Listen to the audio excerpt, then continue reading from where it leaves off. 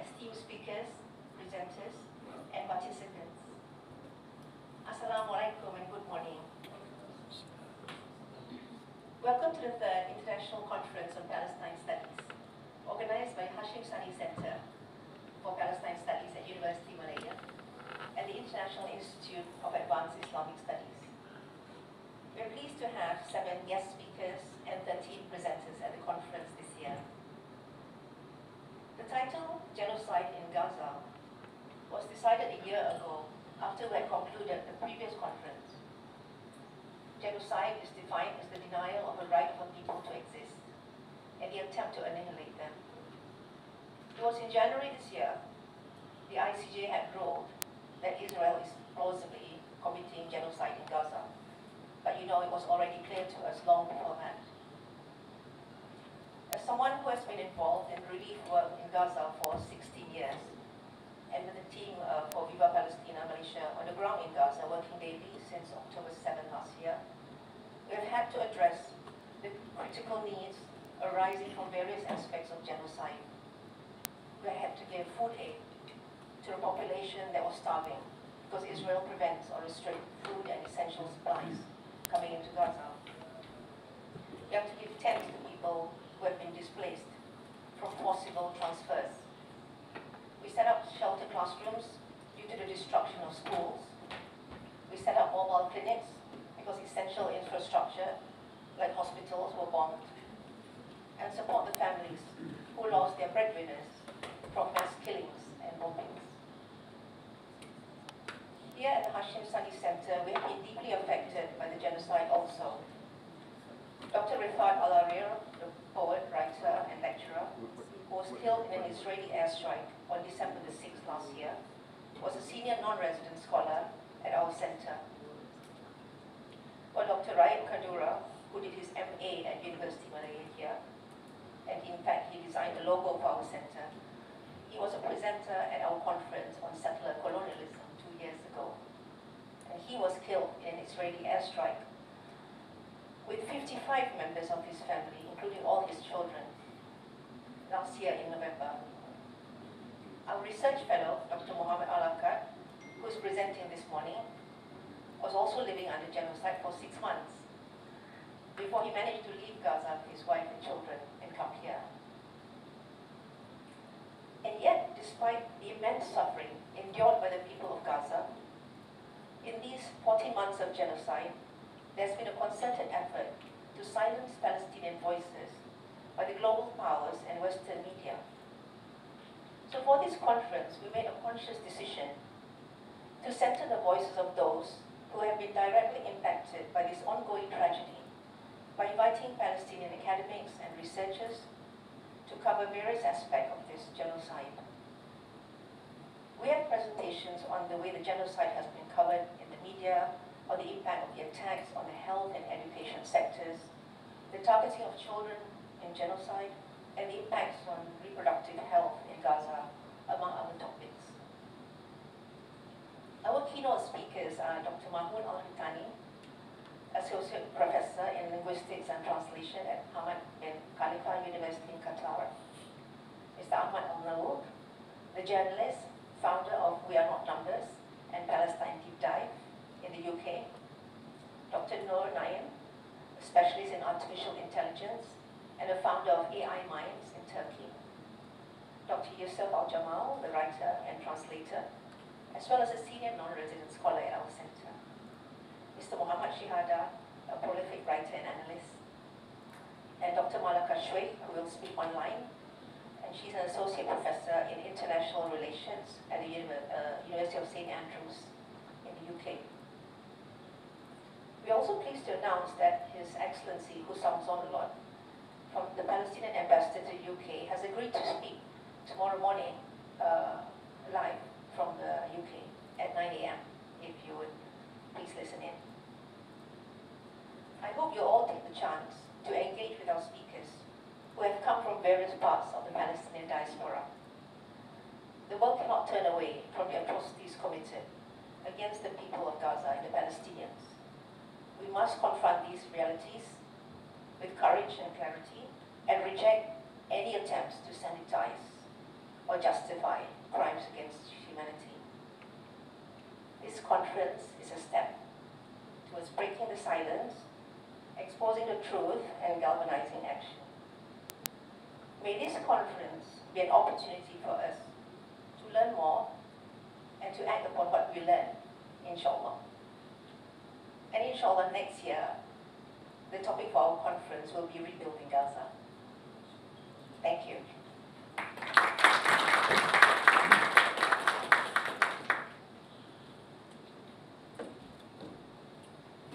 Thank you once again, Norma Hashim, for those inspiring words. Now, it's my pleasure to invite Yang Berbahagia, Sayyid Ibrahim Noor, head of the Malaysian Parliamentary Caucus on Palestine, to deliver his officiating speech. Yes, please.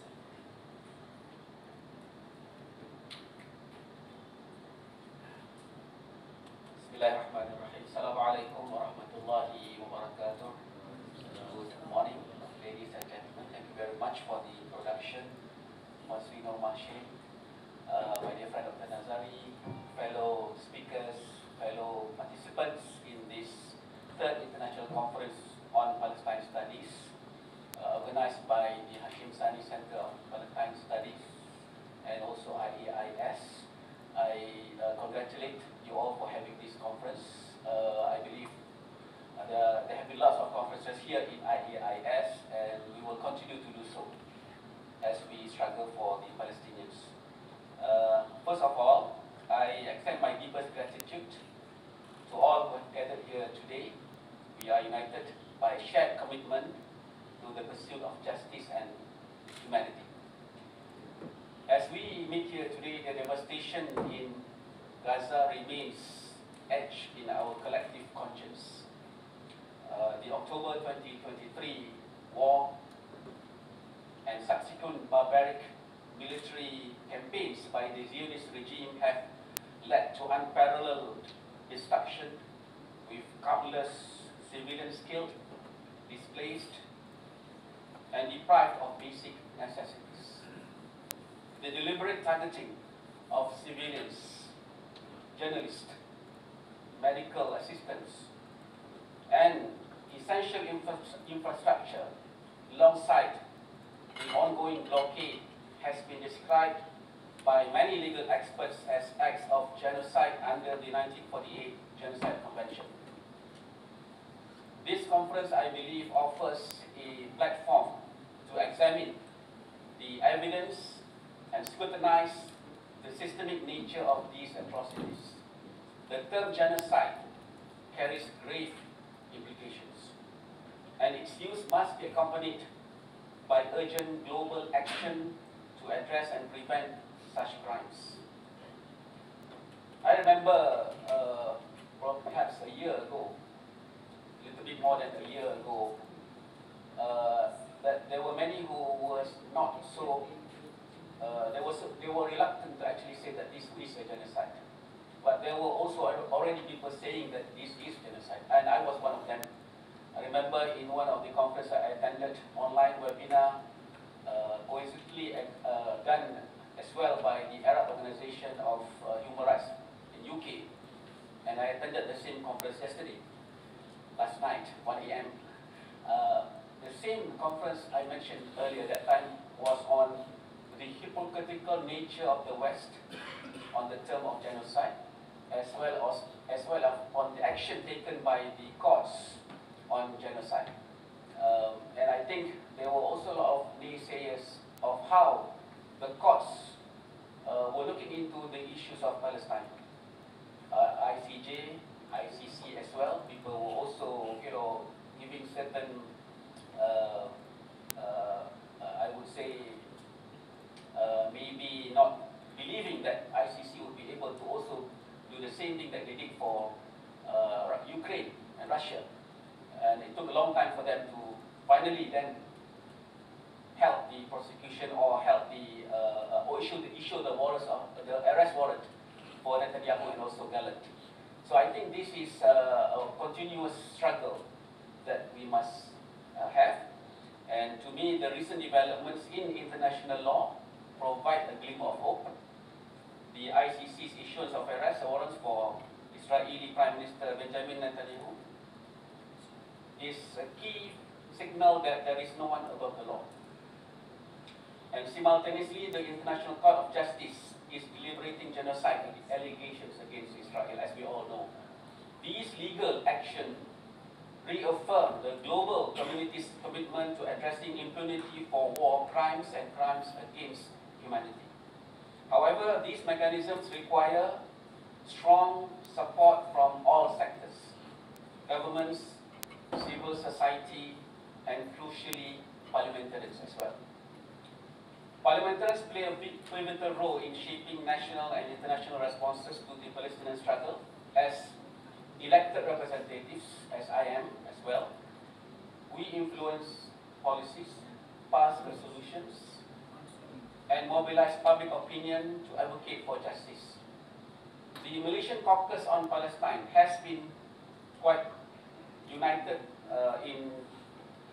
across the political divides to champion the Palestinian cause. We have consistently called for stronger governmental action, including condemning Israeli aggression, supporting international legal mechanisms, and providing humanitarian assistance to Gaza. Similarly, the Southeast Asian Caucus on Palestine, which also has been established, has fostered regional collaboration among lawmakers. This platform amplifies collective voices from ASEAN nations. And as Malaysia becomes the chairman of ASEAN next year, I do hope that this will also be one of the focal points for the discussion in ASEAN. Advocate for greater regional pressure on Israel and urging international accountability. By engaging with multilateral forums such as the United Nations and the OIC, these caucuses ensure that the plight of Palestinians remain a priority on the global stage. Malaysia has consistently demonstrated leadership in advocating for Palestine. Our Prime Minister Anwar Ibrahim recently emphasized the significance of the ICC's arrest warrants, describing them as a victory for those fighting for justice, although little late. He also reiterated Malaysia's commitment to standing with Palestine and supporting international legal efforts to address war crimes and genocide. Our parliamentarians have reinforced this stance through active participation in global campaigns and legislative initiatives.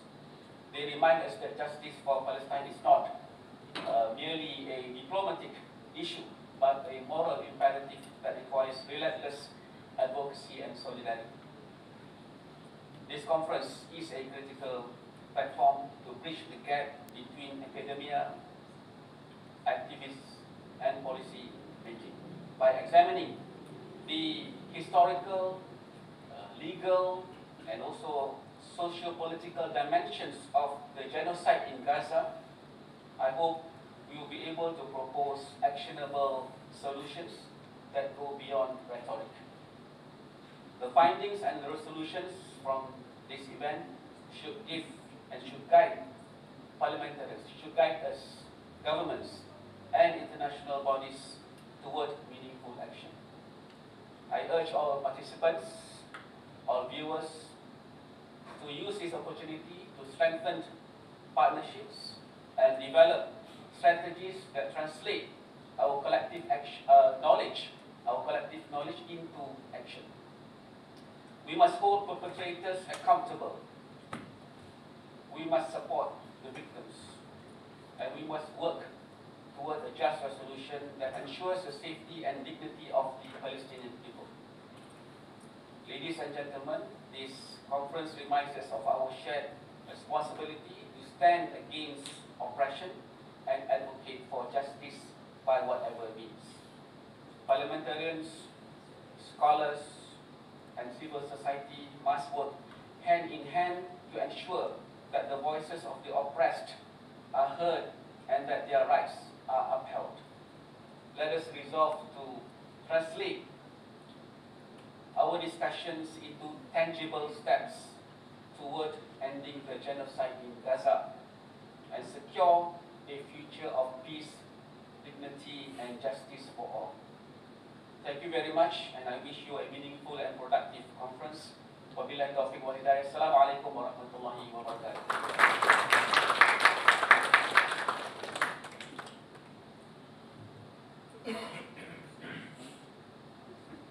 Thank you, Yan Berbahagia, Said Ibrahim, for your insightful address. Next, we have our first keynote speaker, Dr. Mahmoud Al-Hartani. Dr. Mahmoud teaches at Hamad bin Khalifa University, Doha, Qatar, at the Master Program of Translation Studies. Courses he teaches include media translation, literary translation. Before joining HPKU, Dr. Al-Hartani was and remained affiliated as an associate professor at Al-Aqsa University in Gaza, Palestine. He obtained a PhD in translation and intercultural studies at the University of Manchester. His research interest focuses on the role of narrative in the ways mediation and the translation of intercultural production is conducted. Al-Hartani won the Sheikh Hamad bin Khalifa Award for Translation and International Understanding at 2024 and 2023. Dr. Al-Hartani presenting today on the topic of the uncivilizing of Palestinians in Gaza during the genocide. Please join me in welcoming Dr. Al-Hartani.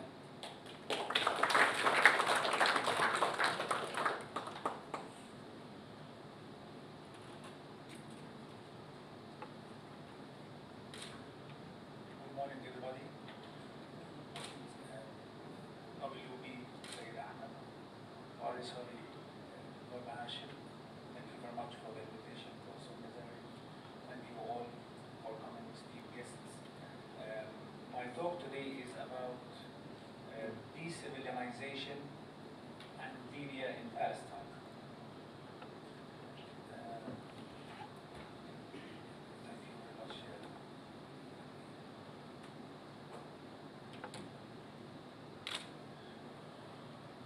Can I have the control of this? Oh, yes, this one. Doesn't work. Doesn't work.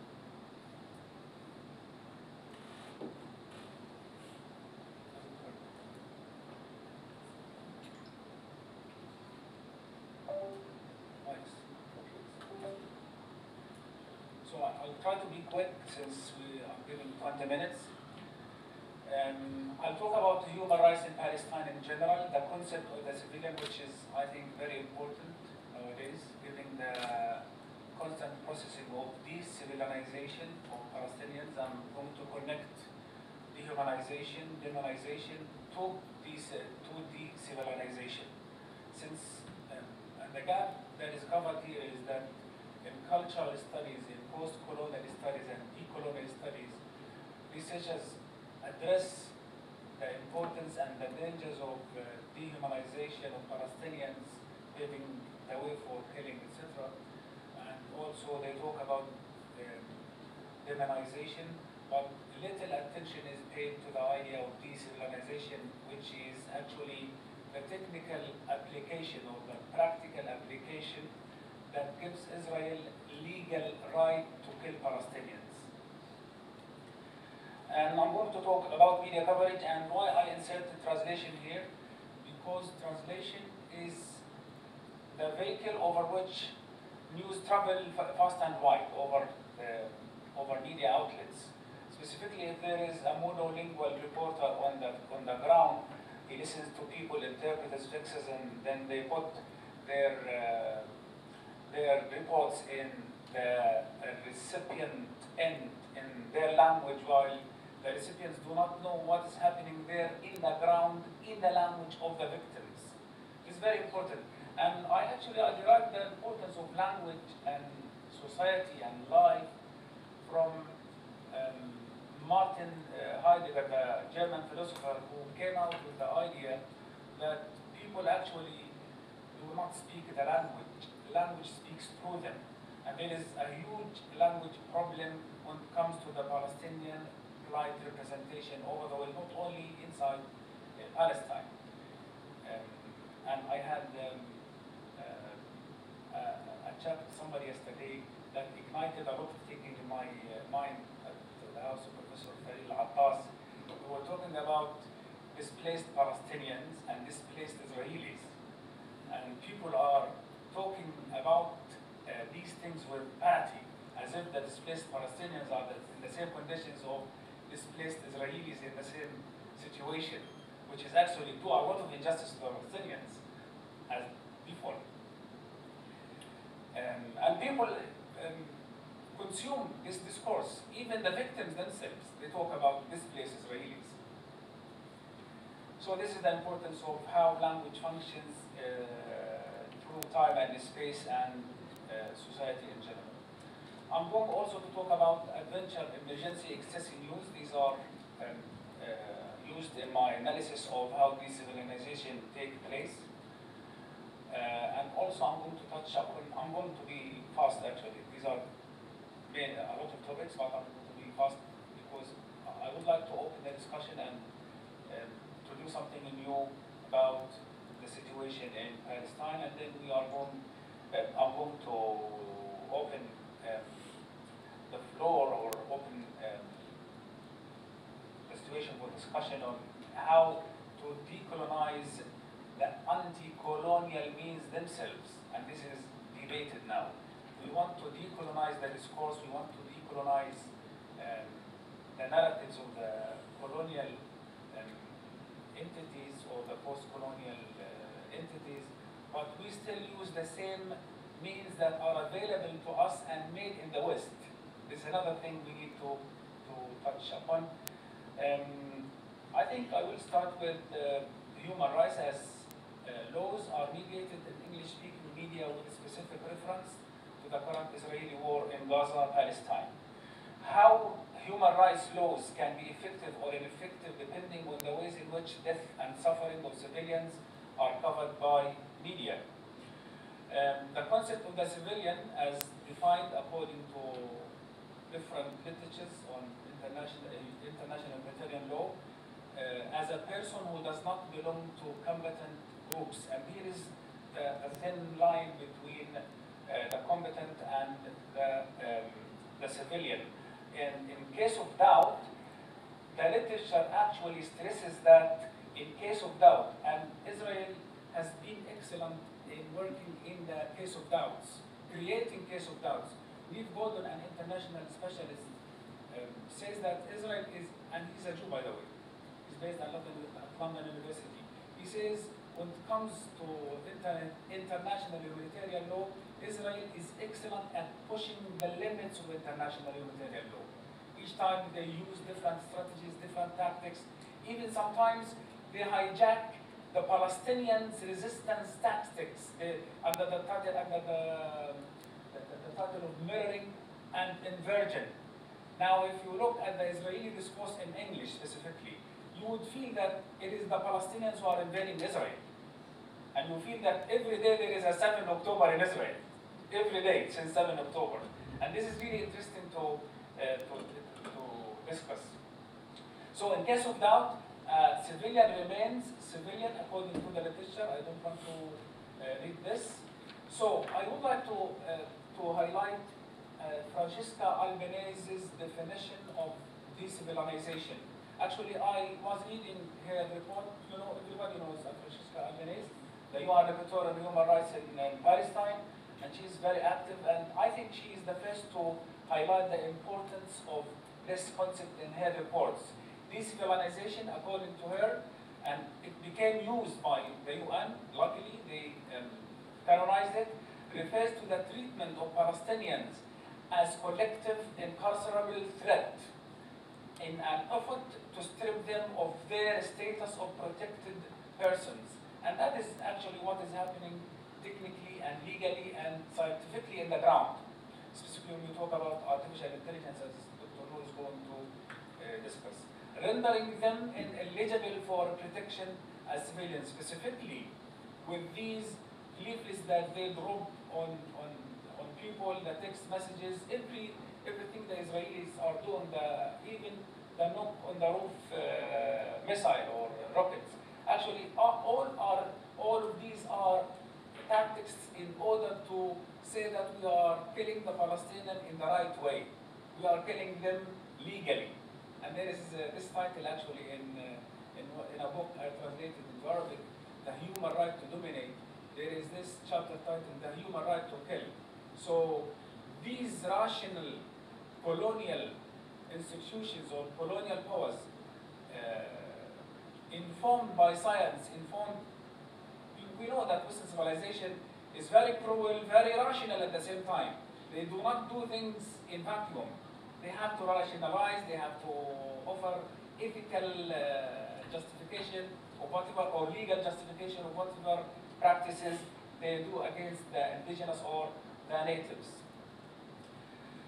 And she says the continual unproven attributions of Hamas's affiliation and allegations of human shielding. Human shielding is heavily used by Israelis in international courts as a tool used by Hamas in order to justify the killing of all Palestinians, as if they are taken, and because in international law, if a person becomes a human shield, then he loses the protection, or she loses the protection.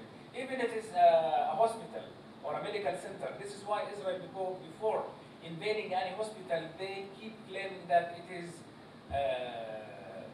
a place for terrorists, etc., etc.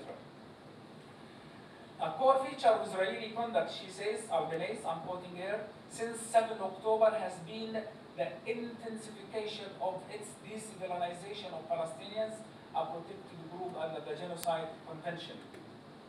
So how is this de-civilization covered by the media? Here is the point. Dehumanization is covered, demonization is covered, and people talk about these a lot on social media, but de-civilization is not yet promoted as a term that can bring Israel's actions bare to the eyes of the people who follow news, who follow Israeli actions. And in order to fight the colonial power aggressions or atrocities on the native, we need to know how they theorize things.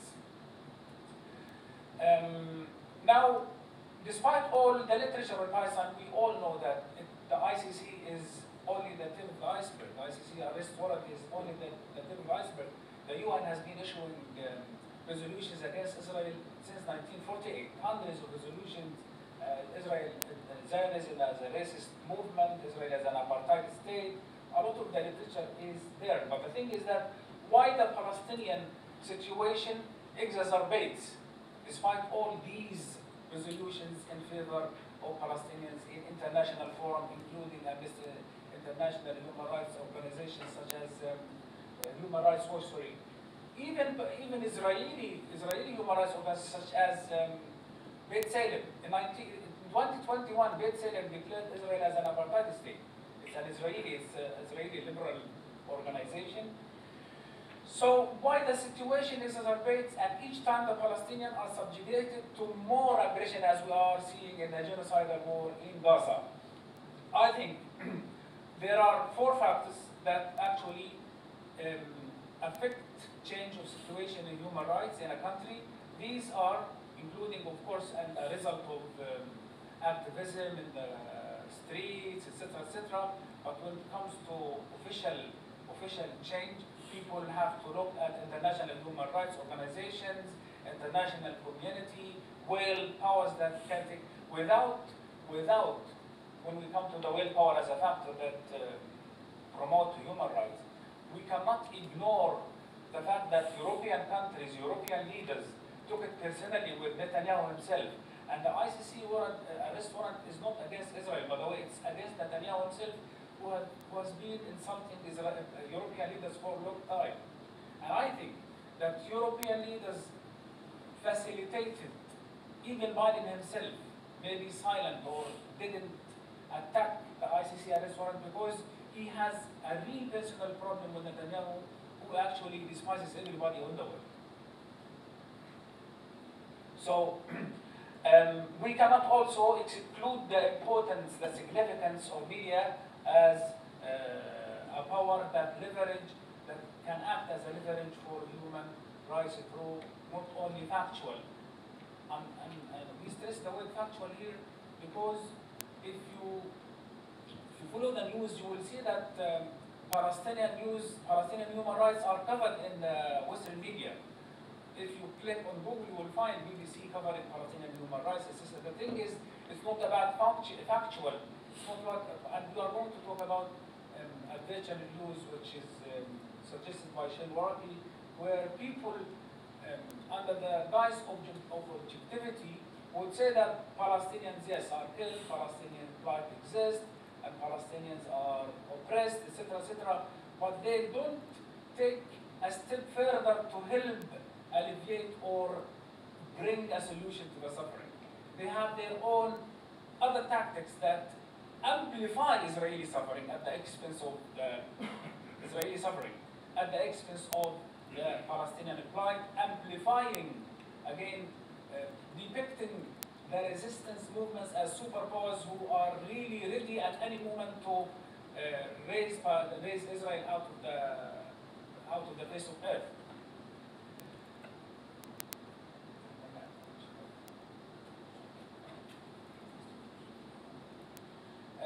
So, media can empower human rights and can suppress human rights. What do they do in Palestine? Actually, most of the time, despite they really cover human rights issues in Palestine, but they don't uncover the oppressor. There is these tactics of amplifying issues, suppressing certain issues, reorientation of news. When we talk about civilian, for instance, I conducted a study on the BBC coverage of the Israeli arrest of Palestinians in northern Gaza. The photo everybody saw where Palestinians were naked and handcuffed, and they talk about what do we know about men in the video, or video shows men, but they don't talk about who actually put them in this situation. The Israeli soldiers. This is number one. And most of the time when they were talking about the situation, the dire situation in which these men are, they do not indicate that these are civilian. They make it open for interpretations, in English I mean, that these might be civilian, might be uncivilian. And here is the rise of objectivity. And the thing is, when they, and this is a discourse analysis called intertextuality, they gave a lot of space in the news report to the Israeli spokesperson, who actually mentioned civilian 7 times in the text. 7 times. 5 times in a negative connotation, saying that we found these men in a place where civilians are not expected to be there, indicating or implicating that they are not treated as civilians simply because we warned them. We sent them text messages. This is a risky area, you have to leave. And because these people who are really civilians and they do not leave their houses at the order of Israeli authorities, now the Israeli, and back to the idea of the sovereign, I'm going to talk about how human rights are embedded in colonial power structures. And this is what we need to discuss about, how to get away from these structures that we think will help us, while in reality they are not helping.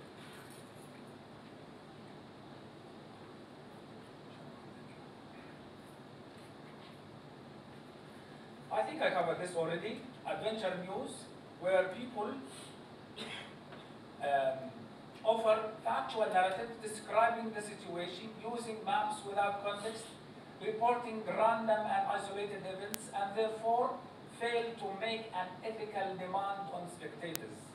And it is actually what is happening with the Palestinians. They enjoy being objective, impartiality is attained, they can prove that they are neutral, and they are giving voice to everybody of the conflict, the so-called conflict, while the case is actually, this is why it's not helping. The second type of news, emergency news, that offers representations of suffering, that produce pity, activating human interaction through a variety of narrative types and a multiple visualization. the Israeli suffering is always visualized. When they talk about Israeli Palestinian prisoners, when BBC, for example, because I follow BBC a lot, when BBC report about Israeli detainees in Gaza, I had a look at one of these reports. It is constantly updated with personal stories, with pictures about these soldiers, and female and male. While when they talk about Palestinian prisoners, about whom a lot of testimonies from inside the Sidi Timan prison, where they are imprisoned and tortured to death, and sometimes, as Dr. Adnan al-Bush, Francesca Albanese found out recently that he was raped to death.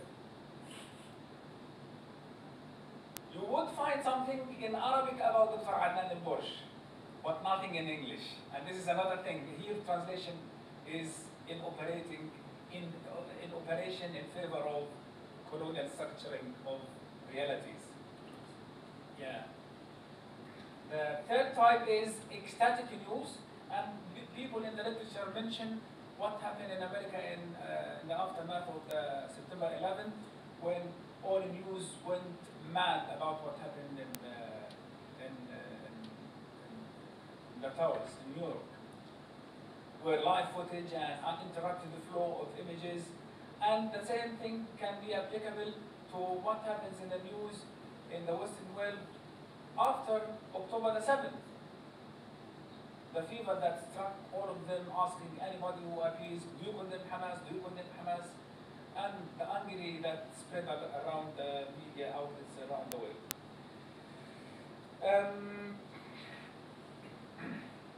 Yeah, we talked about the equalization of suffering in media, mirroring. Yeah, the mirroring is a term that I use from human rights organization discussion, where settler colonialist discourse is actually uses the same resistance tactics of the indigenous people. Now you have settler colonialist entities inside Israel, and they have their own media outlets in English that they believe that they are the indigenous. Palestinians are the colonizer. They are fighters for freedom.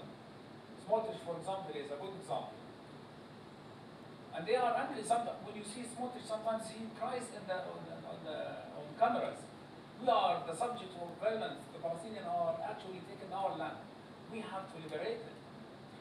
This is called mirroring and also inversion.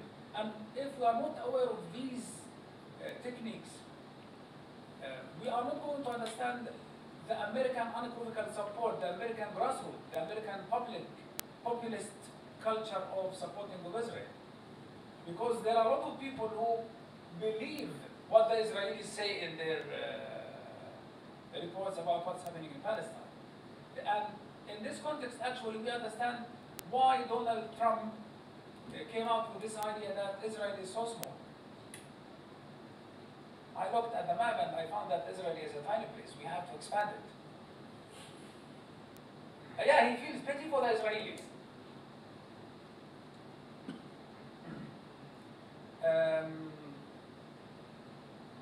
This is actually a chart where, again, a translation of what's happening on the ground, an application of mirroring and inversion. A study by The Intercept about the New York Times, Washington Post, and Los Angeles Times, where they cover what happens in Palestine using, according to these statistics, the word slaughter, for example, is used in favor of Israelis 60 times, while it is used in these outlets for Palestinians 1 time.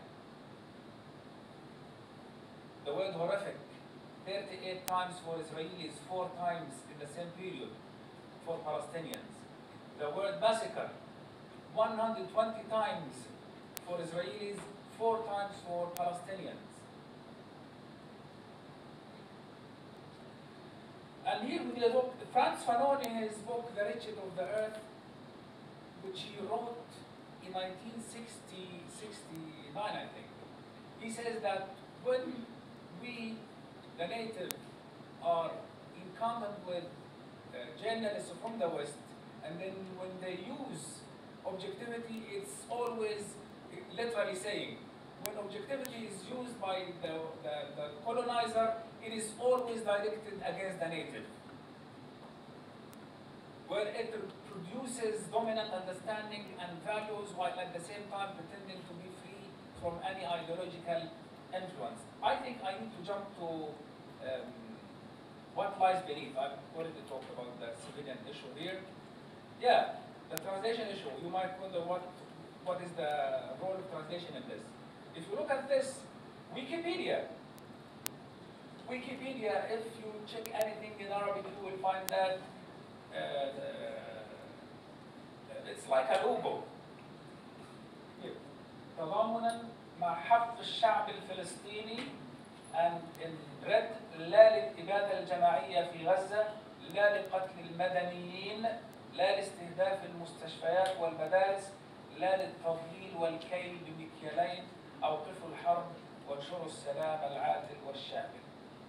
Very strong statement by Wikipedia in favor of Palestinians in Arabic.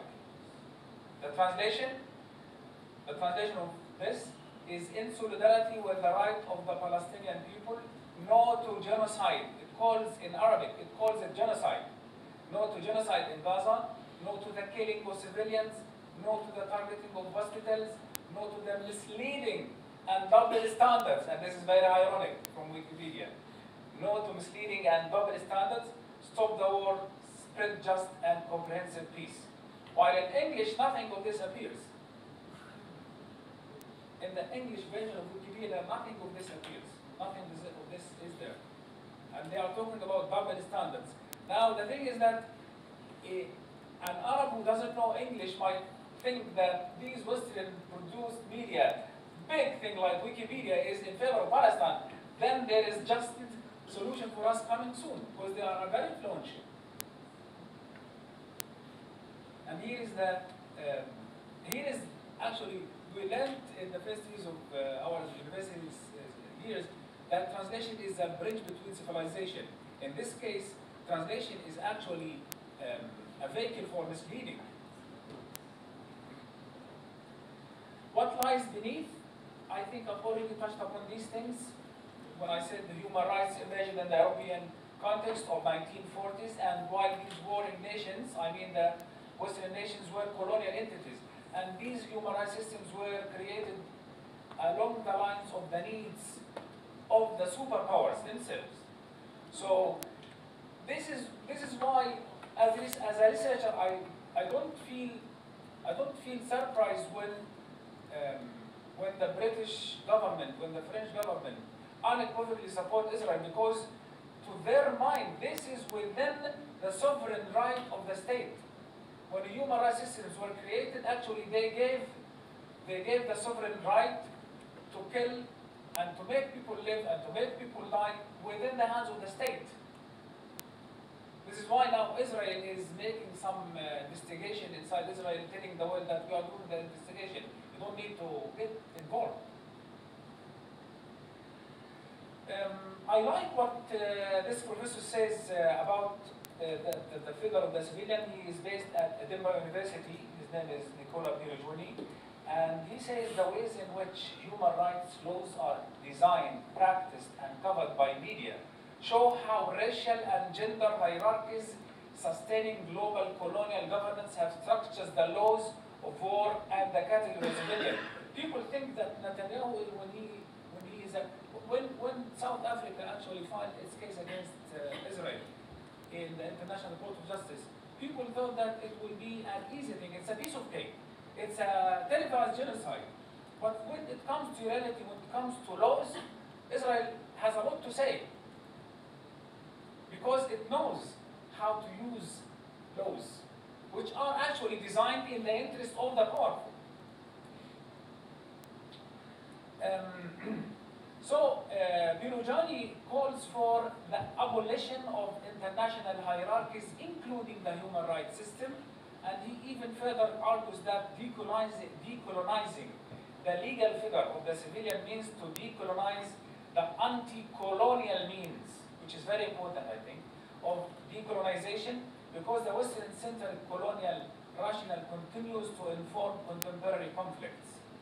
and all of this is applicable in media practices. I would like to end with a WhatsApp message I received from a scholar recently, and she says something.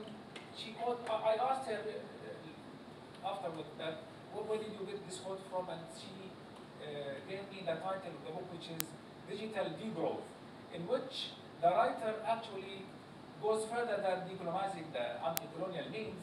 He says that it's time that people actually call a spade, and instead of boycotting Israel, start boycotting the American academia. Yeah, because he says that everything is happening because the Godfather is allowing it. And it's time that people, academics around the world, start thinking of, and I think this is one form of decolonizing the anti-colonial means themselves. Thank you very much.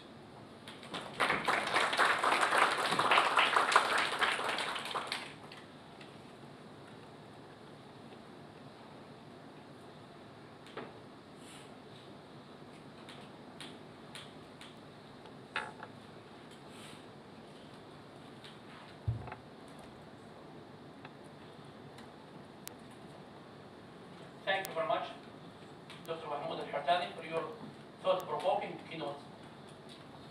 Up next, we have Dr. Muhammad Al-Aqad and Dr. Ali Soraya Azad with their presentation title, Framing Genocide, Comparative Linguistic Analysis of Western Media and Al Jazeera Narrative on Gaza.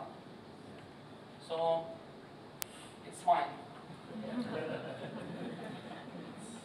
It's me and my colleague. Presentation.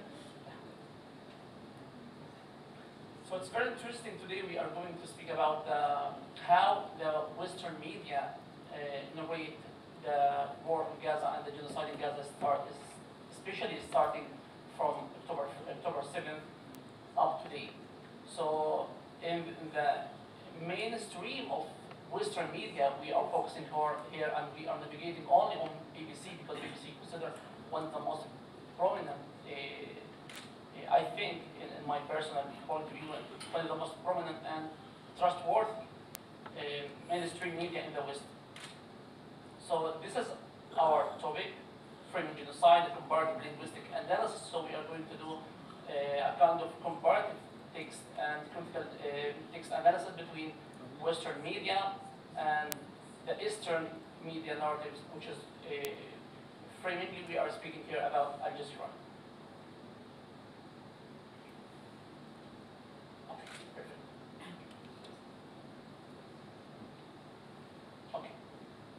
So as we all know, the pivotal role and the critical role of social media and the media mainstreams of the West and even the East, as we have witnessed during the past year of genocide and many years before, the media could change the trend of a country, could collapse a country, actually, could help in collapsing or raising a country from nothing, only by focusing on social media. Nowadays, the biggest and the giant company in the West focusing and allocating a huge budget only for social media, because the social media coverage could trend and could change the trend in certain country from A to B. So this is what we ignite our thought to focus on this. Also, the production of social media is going to talk about here, as we mentioned, in the narrative of genocide and how they narrate genocide in Gaza and what are the ideological language perspective they are using and the word choice, lexical word choice, whether they are using some kind of ideological perspective to narrate the war on Gaza in a positive or a negative way against the Palestinian and against the Eastern side. So our research objective here is to analyze the linguistic choices used by Al Jazeera and BBC, as the mainstream in the Middle East is considered Al Jazeera, and the pivotal mainstream in the West is considered BBC, as we mentioned, in reporting the Gaza war.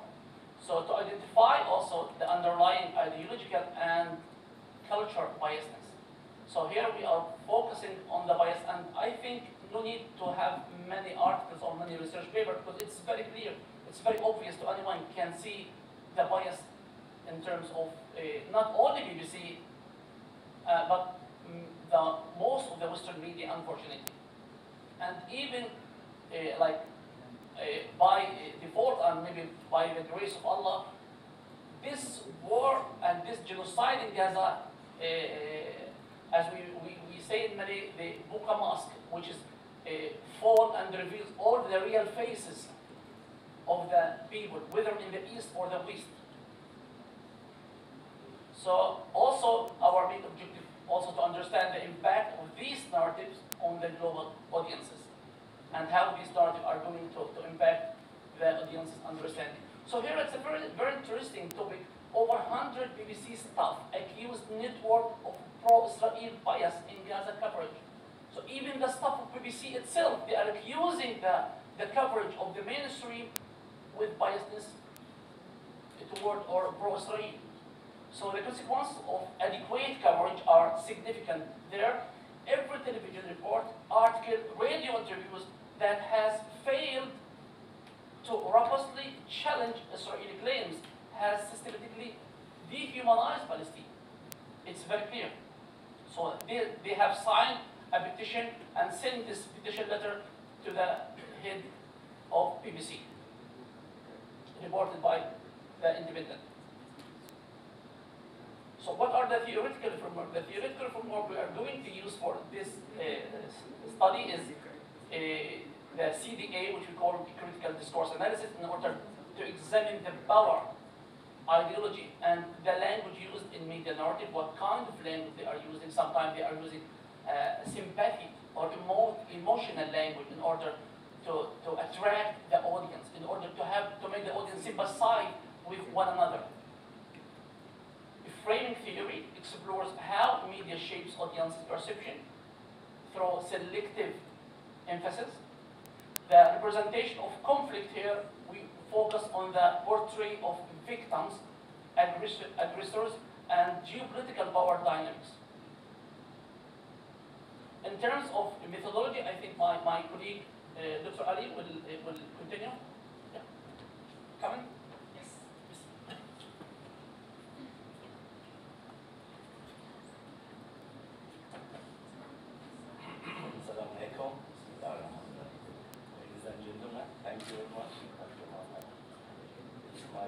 To be here with our brothers and sisters, and this is a very interesting topic for me also. This is my first time focusing on the media, but before this, I am a discourse analyst. Actually, my supervisor is here already, so a supervisor. I am alumni of UM, and we did a lot of discourse analysis and on the different texts, especially academic discourse.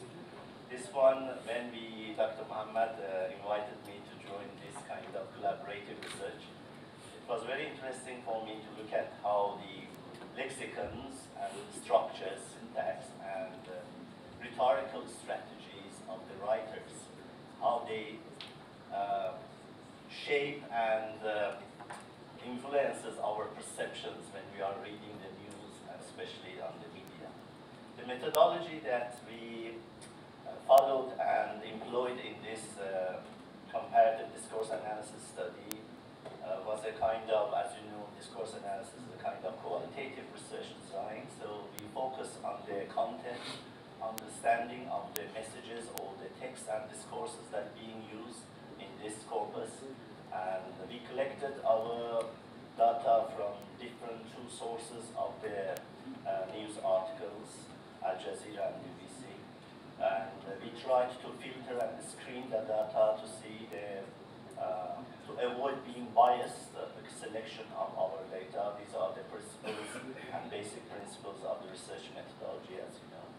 So after cleaning the data and screening all the data means that removing all the pictures, all the numbers, because when we are coming to the level of the discourse analysis, when we want to use softwares like, for example, Wordsmith or NVO or Atlas TI, these softwares need to have only text. So we only extracted the text without manipulating anything, and then we looked at the way that the lexicons and the structures and the rhetorical strategies are being employed in these social media. So this is the kind of methodology that I wanted to share with you, how it works, and later on I am and Dr. Muhammad, we are more happy to listen to your questions or any comments. So in the data analysis procedure, there is one framework, very well-known framework, that is called Fairclough's framework, and it looks at the 3 dimensions in this framework. Fairclough started to analyze the 3 levels. It goes to the discourse or text first, and dimensional. The 3 dimensions are here: textual analysis, and discourse practices, and the social part or pragmatic parts of the discourse that being used in the different text level. So we looked at the textual analysis of the media, means that we looked at the lexicons, we looked at the syntax, and we looked at the rhetorical devices being used in the media, in these text, 2 types of text. And then we moved on to the discourse practices, analyzes how media sources construct and disseminate stories, considering ideological positions. After that, we looked at the pragmatic level of the text to see that how, for example, different layers of the power and the different layers here being used and employed, and how they influence or impact on the audience or reader's perceptions. So as my colleague Dr. Muhammad stated about the objectives, I don't want to go to the objectives. A little bit, sorry about the text color. yeah, a little bit wide, and then I need to read a little bit about these findings. So in the findings that we want to focus on Al Jazeera, first emphasizes Palestinian suffering based on the lexicon and the phrases that we have found out, and it emphasizes on resistance. Uses emotive language. We found a lot of emotive language in order to see how human rights being violated, and also frames Israel as an aggressor and occupier. These are the main focuses of this news and the text of discourses. Whereas in BBC social media, BBC news articles, we found mainly neutrality and reflecting Western political perspectives, and focuses on diplomacy and sometimes going to international law. Avoiding emotionally charged language in BBC social media or news articles, and all the time presenting a neutral view. I am going to share some findings of our text analysis. It is very interesting. Let's look at some of the examples here. I wrote about lexical choices that we have in 2 columns, as you see, Al Jazeera and BBC. So these are exactly directly taken from the social, these news articles. And under Al Jazeera we have the terminologies like genocide and like, for example, threat, brutality, atrocities. So these differences in the lexicon, it's very clear. And on the BBC, you can see some of the words like, for example, some neutral terms like, for example, evacuation orders, counter-terrorism operations, and hostilities. Also, if we go to the references to colonial modernity and the imperial West to frame the conflict as global imperialism. On the BBC, we can see describing Palestinian fighters as terrorist organizations. They are going to defend their land, their soil, but they were called terrorist organizations. If we go to rhetorical strategies, how we can see that how emotive appeals being very prominent in the Al Jazeera news articles, like for example, evokes sympathy with phrases like indiscriminate killing, deprivation of basic necessities, Israel's bombing kills Palestinian civilians, polarization positions Israel as aggressor and Palestinians as victims, freedom fighters or resistance groups, whereas on BBC we can see some tones like presenting conflicting perspectives without overt alignment, and Israelis are killed while Palestinians die. So these are two lexicons that if we look at the semantic layers, different layers of the meanings of the lexicons in terms of semantics, definitely there is a difference. Looks like, for example, we use love and like. The layers of the meaning and the influence of the words totally different. So as we see here, for example, Israeli actions are described as retaliator or retaliatory or defensive, while Palestinian actions are labeled aggressive and or terrorist. So when we are looking at these lexicons and the choice of the lexicons and the rhetorical strategies that being employed in different social media, especially these two types of the news articles from two different parties or two different mindsets or two different points of views, we can understand that how media also influence our readers' perceptions in terms of the understanding the clear status of the people, for example, Gaza, the people, our brothers and sisters, how they are suffering in this land. Some of the key examples, again, here you can see under Al Jazeera, we have found a phrase like, for example, Israel is engaging in a genocide of the Palestinian people, and whereas if we go to the BBC, it says that the IDF said its troops had conducted a counter-terrorism operation, or journalists silenced as part of a systematic targeting campaign, even as Dr. Muhammad showed on the sample of the picture of news, that even the staff of the BBC started to protest and against this kind of policy. Under Al Jazeera, we have evokes outrage and solidarity by portraying Western powers as complicit imperialists. And on the BBC, we can see uses cautious language to avoid attributing moral blame, focusing instead on operational details and humanitarian impacts. So we did a kind of comparative analysis here. So we found these things that we want to share with you. Al Jazeera adopts an advocacy-based approach emphasizing resistance. The BBC prioritized impartiality and appealing to a global audience. Both influencing people, we cannot say that it's not influencing, but in a divergent and different ways.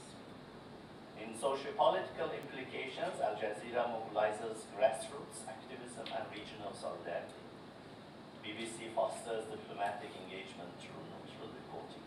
Divergent narratives shape policy decisions and global perceptions. To wrap up, when we are looking at these kinds of news articles, Al Jazeera and BBC here just only samples. Maybe one of the limitations of this project or this study going only onto two news or two kind of mindsets. But this is a part of a small project. We are interested in it, going to deeper levels and go to bring in a lot of data and focus and to see that what's happening in the zone of the media and how these media are going to influence global perceptions and socio-political actions. So understanding these narratives is essential for informed discourse. So these are our recommendations. Encourage critical media literacy to assess biases in conflict reporting. Promote diverse other sources for a more balanced understanding of global conflicts. And we need further research on the impact of media framing on the policy making and public. Thank you very much.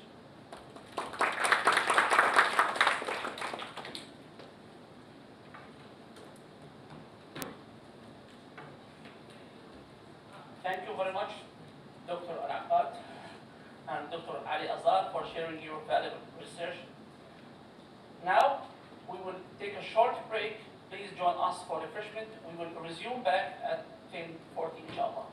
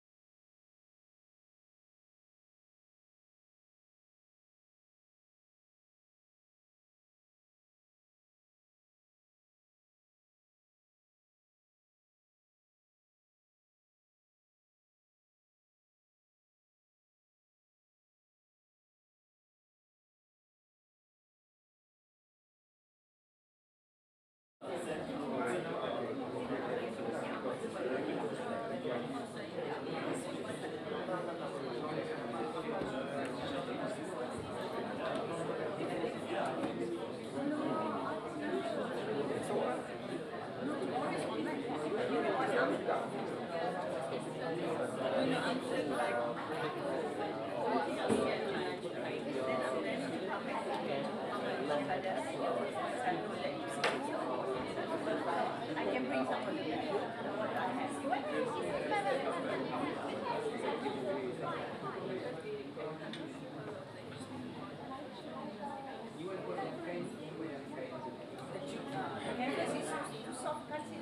back.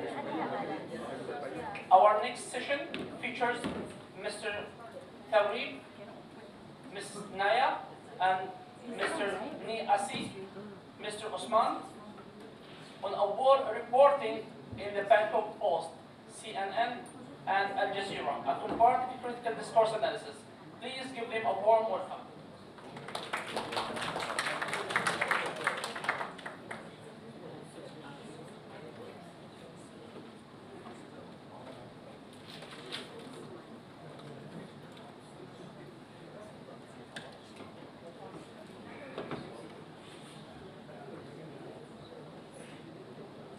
Bismillahirrahmanirrahim.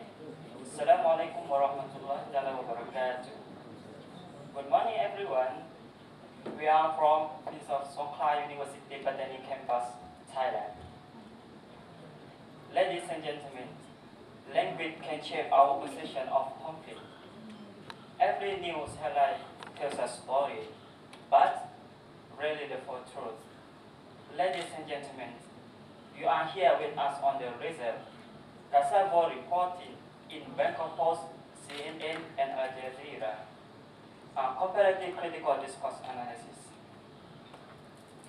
But first, think about the last conflict related headline you read. How did it shape your perspective?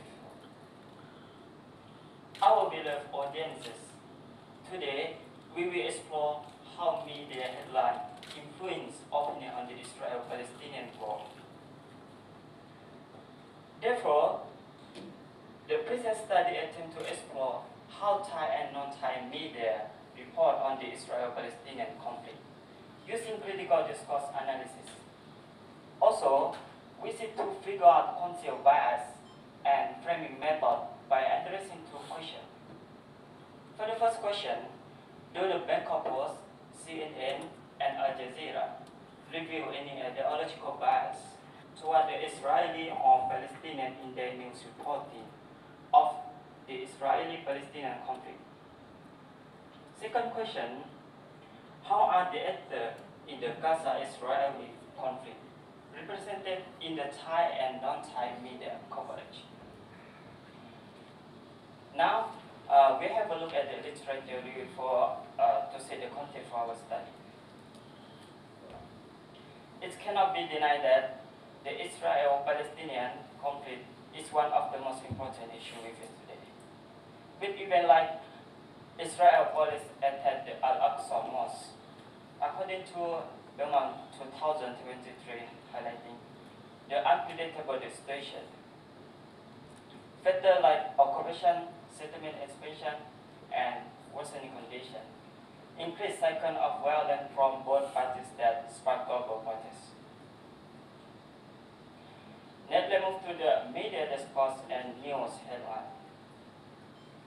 Interestingly, the conflict is reported in different ways by various news outlets. Media coverage plays a key role in shaping global protests of this event, especially through headline.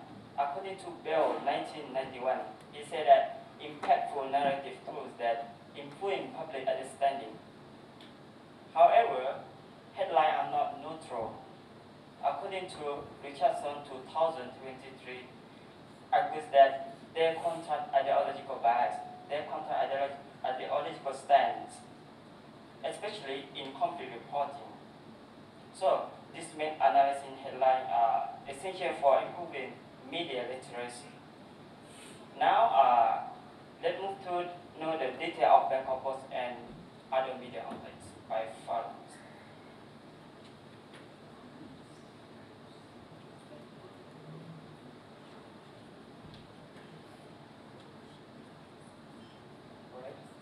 Hello. Assalamualaikum and Sawadee-khap. Alright, let's see how this applies to specific media outlets. So in Thailand, Bangkok Post is a major English newspaper which also report the Gaza war crisis. However, the language choices in the Bank of Post coverage has not been examined in comparison with the other major media outlets. Okay. On the other hand, CNN transformed new consumptions with 24/7 real-time updates, strengthening its trust in reporting global conflicts. And however, Al Jazeera, known for its proposed Arab stance, develops Palestinian voices and critiques Israeli policies. And to analyze media's discourse of the three outlets, we use the critical discourse analysis or CDAs as a framework that explore the connection between language, powers, and also the ideology. So CDA was uncovered hidden biases and power dynamics, particularly in how stories frame political actions. Okay. By the way, Vantage framework become to our crucial tools as well that revealed about the headlines use strategies like emphasizing some positively or them negatively, so that reinforcing group biases and shaping perceptions.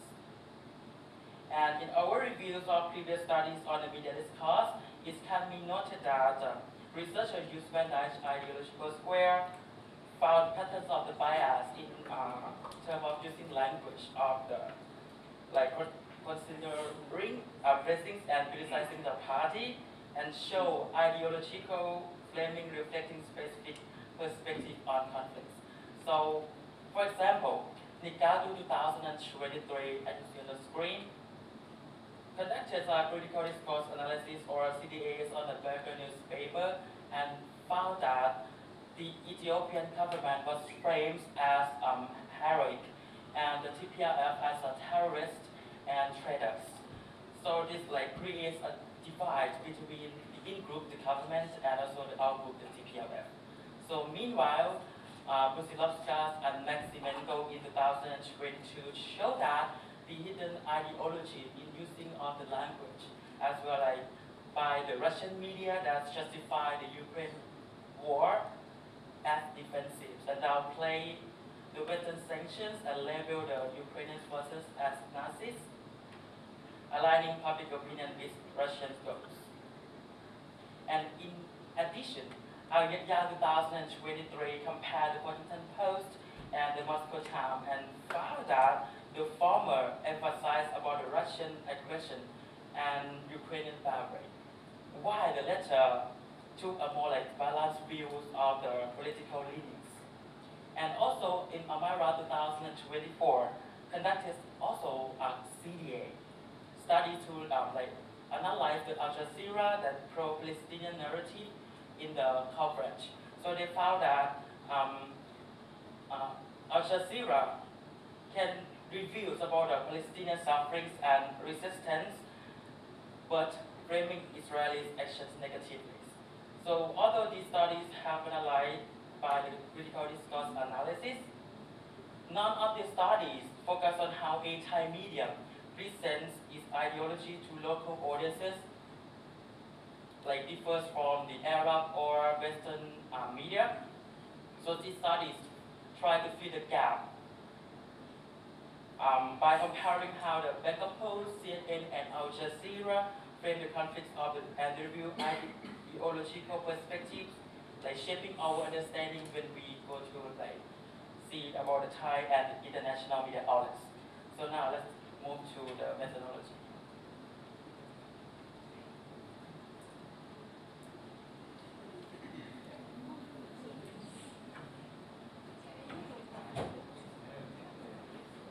Okay, thank you, Mr. Sabira. Let's move on to methodology. For the methodology, we took a qualitative approach to studying how media headlines frame Israeli-Palestinian conflict. Our analysis focused on 30 headlines from 3 major media outlets. They are the Bank of Post, CNN, and Al Jazeera. To structure our analysis, we apply Van Dijk's ideological square for detecting bias in media language by analyzing the wording and studying the structure in the headlines.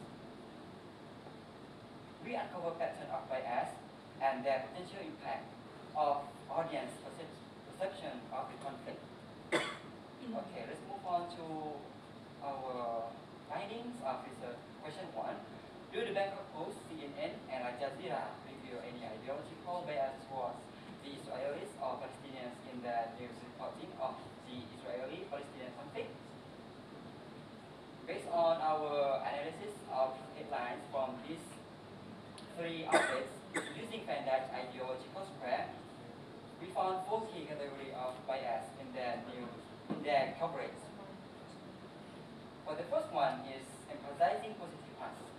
Look at that, this headlines.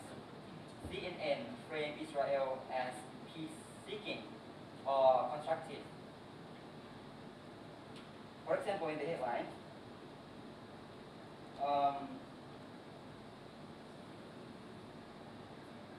Israel and Hamas appear on brink of framework agreement for ceasefire and post-peace deal.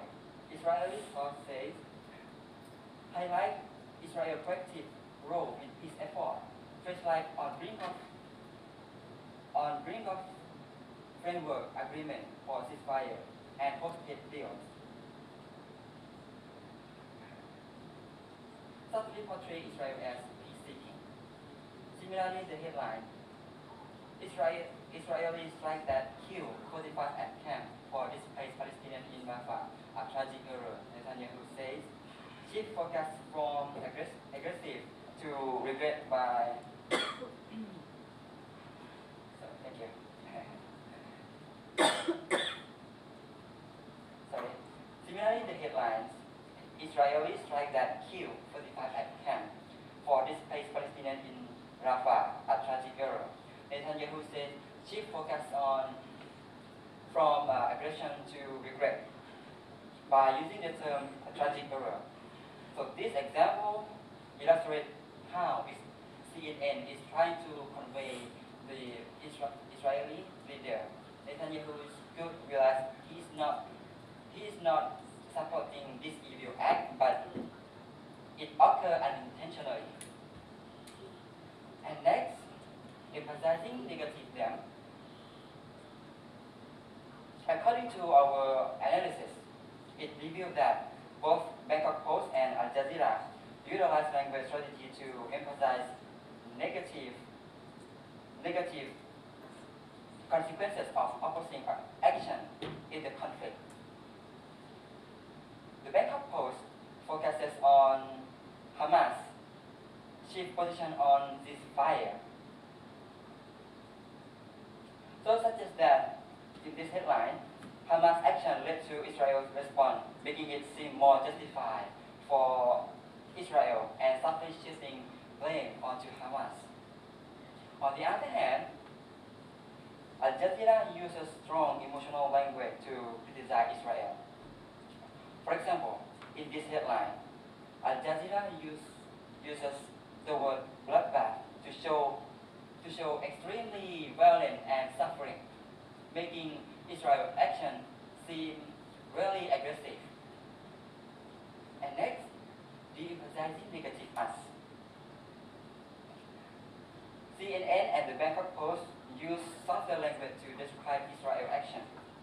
For example, CNN employed the word takeover instead of the phrase stronger terms like seize or invade. Similarly, the Bangkok Post used the word push rather than attack.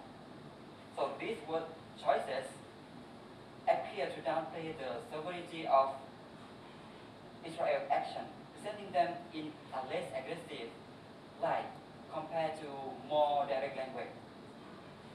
Okay. And for the last one is de-emphasizing positive them. In our analysis of 30 headlines, we didn't find clear examples of downplaying the positive action of the output.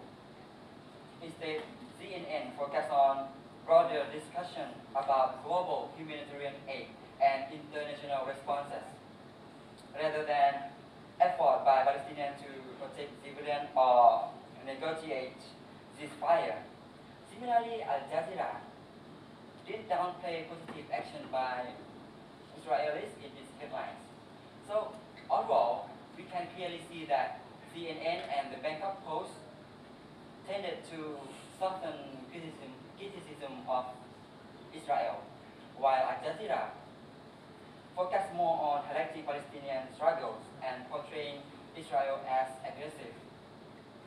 So these differences in framing show how media language can shape public speaking in the conflict. Yes, and next we're gonna talk about the second research question.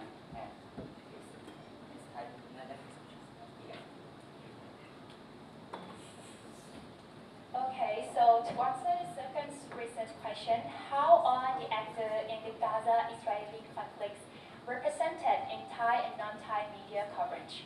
Okay, so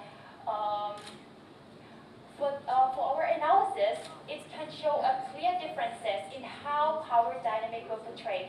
It shows a clear division between a powerful versus powerless and aggressor versus aggressed. Then let me guide you through the example in our slide. For this example, we analyzed the headline from 3 new outlets, which is reported between May 7 to 9, 2024. So this is the event that happened on Rafah. Okay, so according to our analysis, we found that both CNN and Bangkok Post portray Israel as a dominant and strategic figure. For example, one headline from CNN highlights Israel military operations. It focused on its scale and strategy of its escalations. For example, the phrase like moving from airstrike to ground operation, this phrase trying to emphasize the escalation of Israel, the Israel military operations. Yes, so it's very similar to the Bangkok Post. The headline from Bangkok Post also portray Israel as a dominant figure by using the phrase like step up attack to emphasize the Israel strategies. So both of these headlines trying to clearly focus on Israel and emphasize Israel as the dominant figure, but none of them mention how these actions affect Palestinian civilians. They leave Palestinians out of the narrative. But in contrast, Al Jazeera, they shift the focus to the aggressor versus aggressed. So they describing the situations in Rafah as a humanitarian nightmare. So they focus on the situations as humanitarian nightmare, and they shift the focus to the Israel as the aggressor. The phrase like the humanitarian nightmare clearly frame Israel as the aggressors. So overall, so we can see that both CNN and Bangkok Post portray Israel as the dominant actors, but Al Jazeera portray Israel as the aggressors. So overall, we can see that when we see all of these headlines, we can see that the headline, the media doesn't just report us about what happened, but it can craft the narrative that influence how we understand the power and the humanities. So the thing that we can do, or what does it mean for all of us as the readers, it means that we couldn't just take the headline as a face value, but we need to think critically and we need to ask the questions that what's being left out, because this is all of our responsibilities. So this is all of our presentation today, so thank you so much.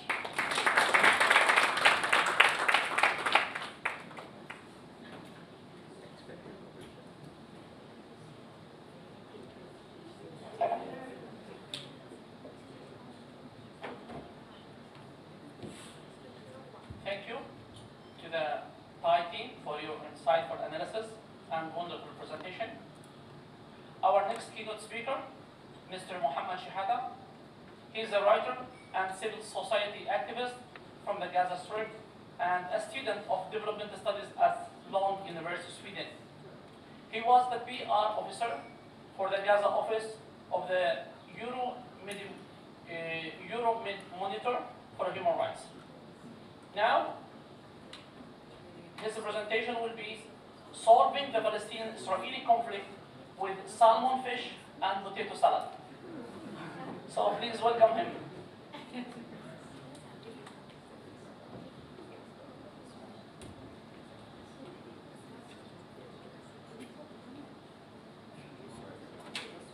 Thanks for reading the headline accurately.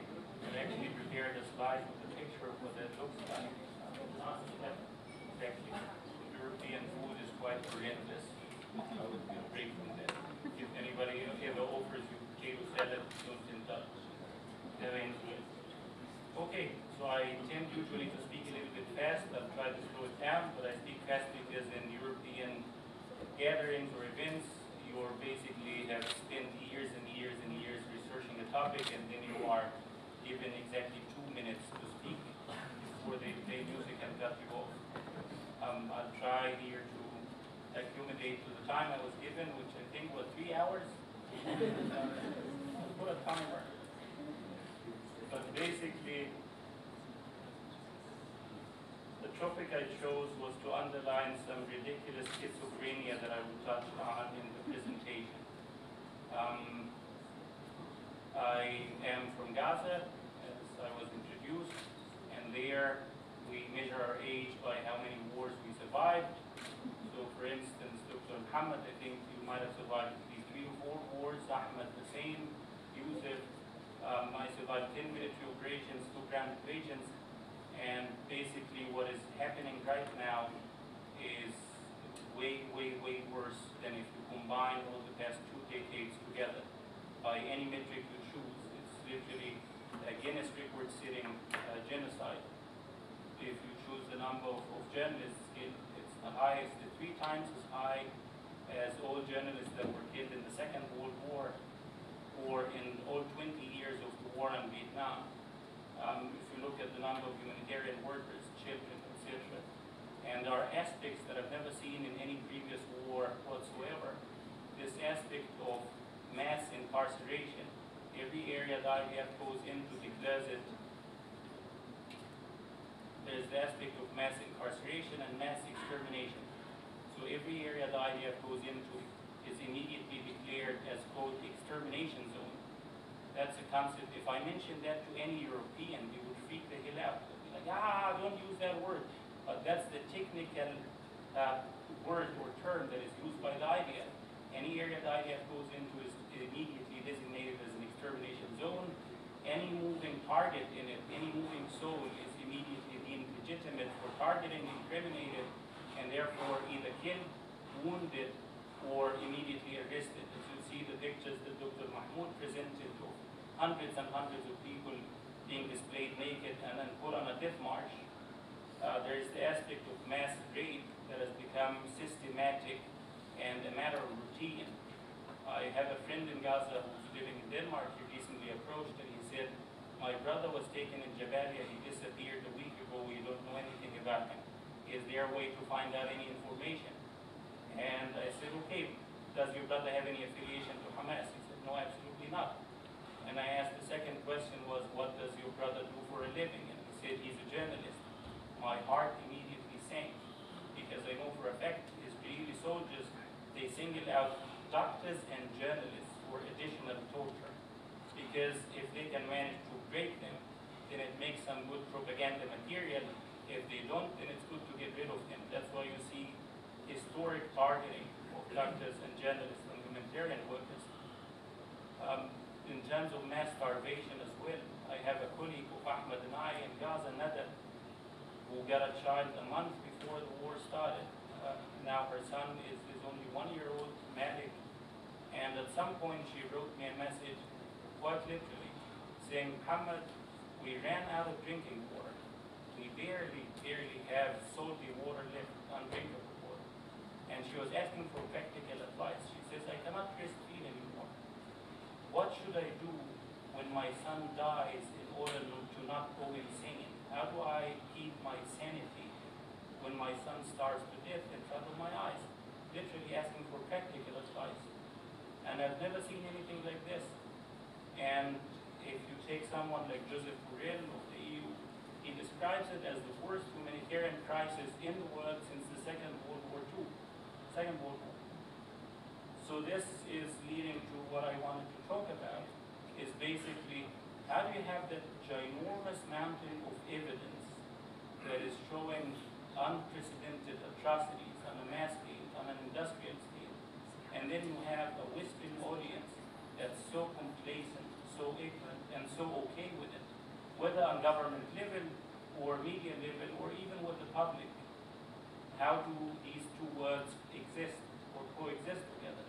And that is the topic of the solving the conflict with potato salad and salmon fish, is that for the last year, since the war started, I've been invited to dozens and dozens of those meetings. I believe I suffer from something called Forrest Gump syndrome. Always the wrong man at the right table. I'm not sure why they keep inviting me, but it's basically meetings with European governments, with different foreign ministries, with European leaders, and it's always to discuss topics that are so grim and dark in a five-star hotel with a 5-course Michelin star meal. It's incredibly schizophrenic in the setting itself. Basically, almost every time they ask me to kick off the dinner discussions. You say, okay, start the dinner discussion and tell us what is happening there from a bottom-up perspective. Tell us what your family is saying, what your friends, and the political analysis. And I describe that to them in very superficial details, because you don't want to freak white people out. If you describe it, you say Israeli tanks are running over children, women, and men and elderly and crushing them and turning them into mush, quite literally, in the hundreds, living and dead. And Israeli soldiers are bragging about it. There was an article in CNN that said Israeli soldiers cannot eat meat anymore. And it was about some traumatized Israeli teenagers, the way they are portrayed. And one of them, he says, I cannot eat meat anymore because I see in Gaza meat everywhere. And what he describes as meat are basically the bodies of people that he crushed with a tank into mush, and the bodies that are left to rot in the open to be eaten by cats and dogs. So if I describe those details to white people, it'll give them post-traumatic stress disorder. They would need immediate psychiatric care. So I would describe it in very superficial detail. And then the meal is put in front of you. Right when you speak about your family being starved to death, it's quite schizophrenic. Most of the time, I end up not eating any of it, barely having a taste, and that's it. But there is another level of schizophrenia in the way that you have this mountain of evidence of atrocities, and the way people in front of you are deliberately ignorant, or deliberately dumb, or pretending to be both. And that is why I became very interested in understanding how can they be either brainwashed or so cynical to deny reality that is unfolding in front of their eyes, televised and live streamed. And that is the basic tenets of Israeli propaganda, is basically what is the role of the Israeli hasbara or propaganda machine. I think the first thing to start with, the most remarkable observation, is that Israeli propaganda right now, during this war, has been the most disastrous it's ever been. And I heard it from a lot of Israelis who would say, Ilan Levy, the spokesperson of Netanyahu, that guy's a clown. Admiral General Daniel Hagari, the guy who was pointing at the calendar and saying, look, we have a list of Hamas terrorists, it's the days of the week, Monday, Saturday. If Monday is a terrorist, you can go ahead and kill Monday. I would be absolutely delighted. But so basically, Israelis are embarrassed by their chief propagandists. They say, Daniel Hagari, he's an idiot. Ilan Levy is a clown. This guy is a schmuck. They don't know what they're talking about. And that's what's been very fascinating to me. How is Israeli propaganda such garbage, but it's very persuasive to a Western audience?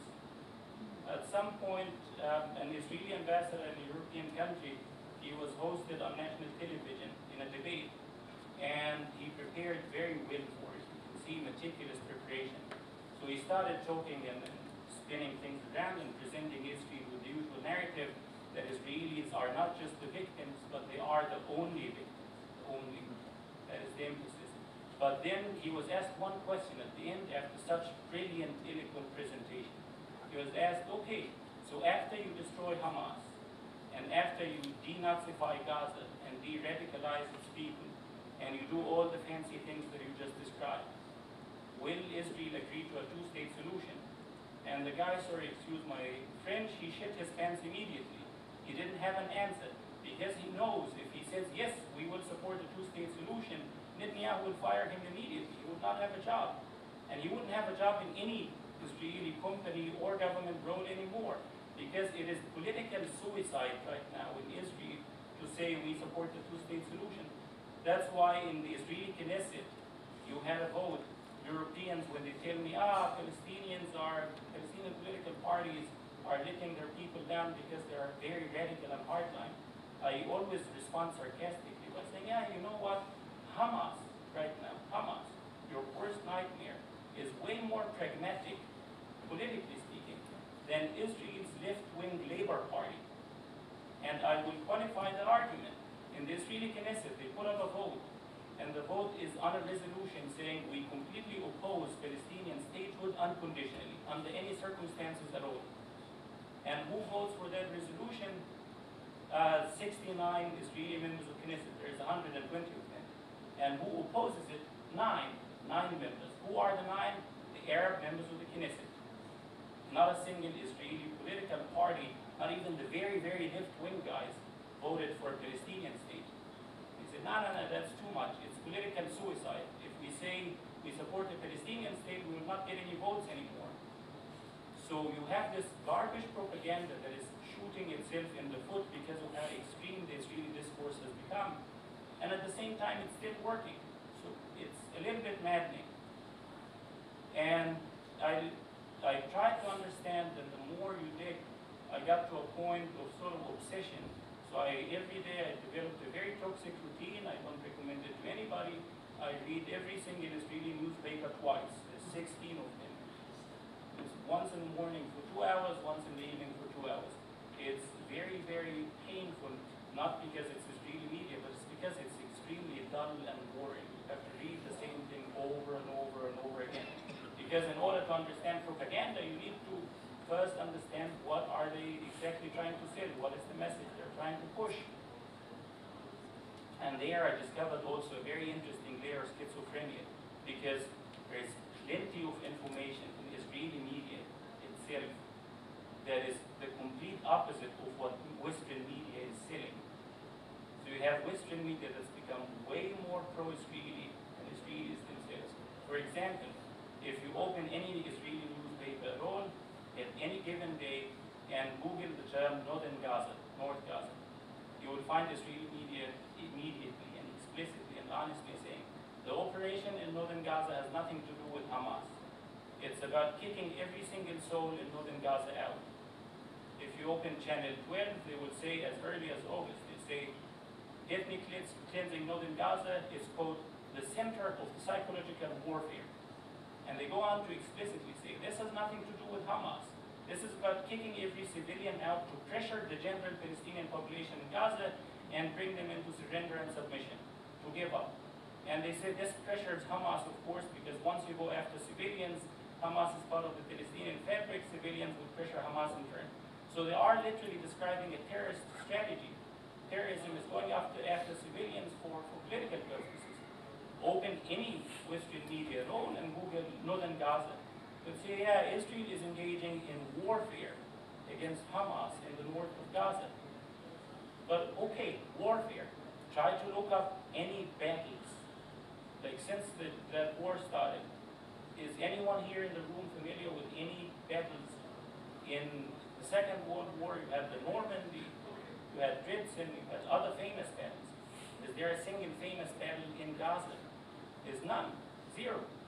Since the beginning of the war until now. You have guerrilla warfare, sort of hit and run attacks, because Palestinian or Hamas militants are way overpowered by Israel, so they just lay ambushes. They ambush the IDF here and there, but there are no battles. There is no warfare. It's just a genocide. If you open any Israeli newspaper, you will find daily Israeli journalists berating and blaming Netanyahu, saying Netanyahu is ruining the ceasefire talks. Netanyahu is abandoning the hostages. Then open any Western media, and you will find the exact opposite. Just listen to any briefing in the White House. You will see basically Americans saying, Hamas is rejecting all the ceasefire proposals, Israel agreed to all of them, none of them is working. I was in Geneva a couple of weeks ago, there was an American ambassador, and he genuinely, the guy was honest, he genuinely said, there are 3 ceasefire proposals on the table. Hamas is rejecting all of them. The Israelis accepted all of them. Hamas is the reason to blame. Gazans are suffering horrendously. I sympathize, but it's Hamas to blame because they are rejecting the ceasefire. And I interjected and I said, with all due respect, whoever told you this is lying to you. And him and I, we had a heated debate. There was a guy in the room who was Israeli. The Israeli guy stood up and said, Muhammad is right, you're wrong. Netanyahu is rejecting the ceasefire, not Hamas. So the Biden administration is lying to you.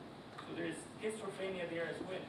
But there is that role of Israeli propaganda, the first one. I will elaborate on 4 very briefly. The first role is to provide excuses for these Western media outlets. Excuses that they don't provide in Israeli media. So for example, if we look at the incident of Hind Rajab, she was killed by over 300 bullets in a car.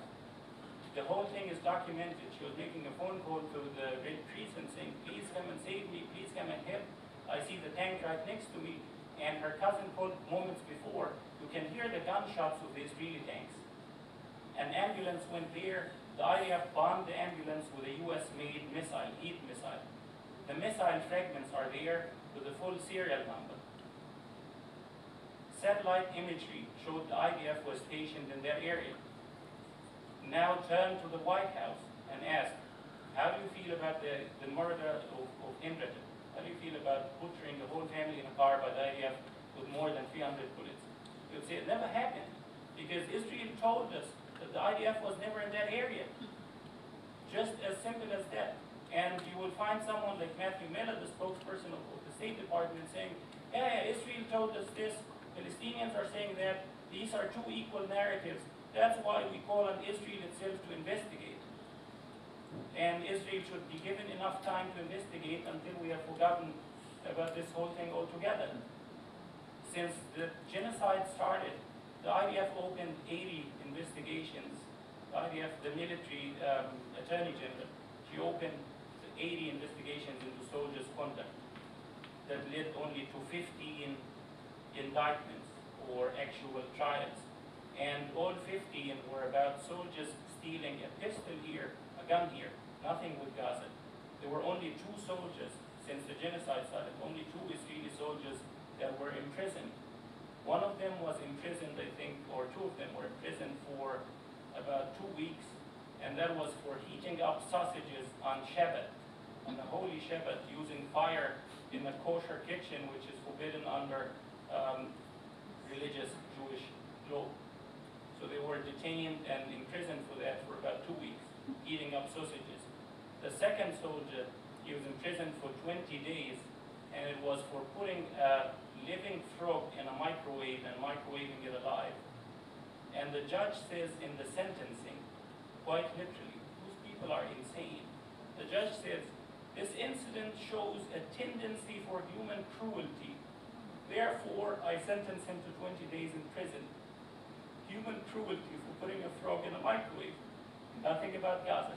So all those investigations are fraud, but Israeli propaganda provides an excuse for those dumb spokespeople of European and Western governments to present narratives as equal and say Israel's narrative is this, that's why we need Israel to investigate itself and put another soldier in prison for boiling a frog. The second issue is to create a shock when Israelis go on the offensive with what is being done to them. The shock is always about what's happening to Israel, not what Israel is trying to do to Palestinians.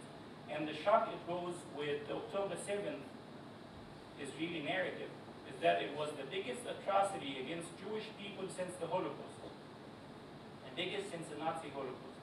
And the deadliest day in the Israeli-Palestinian conflict.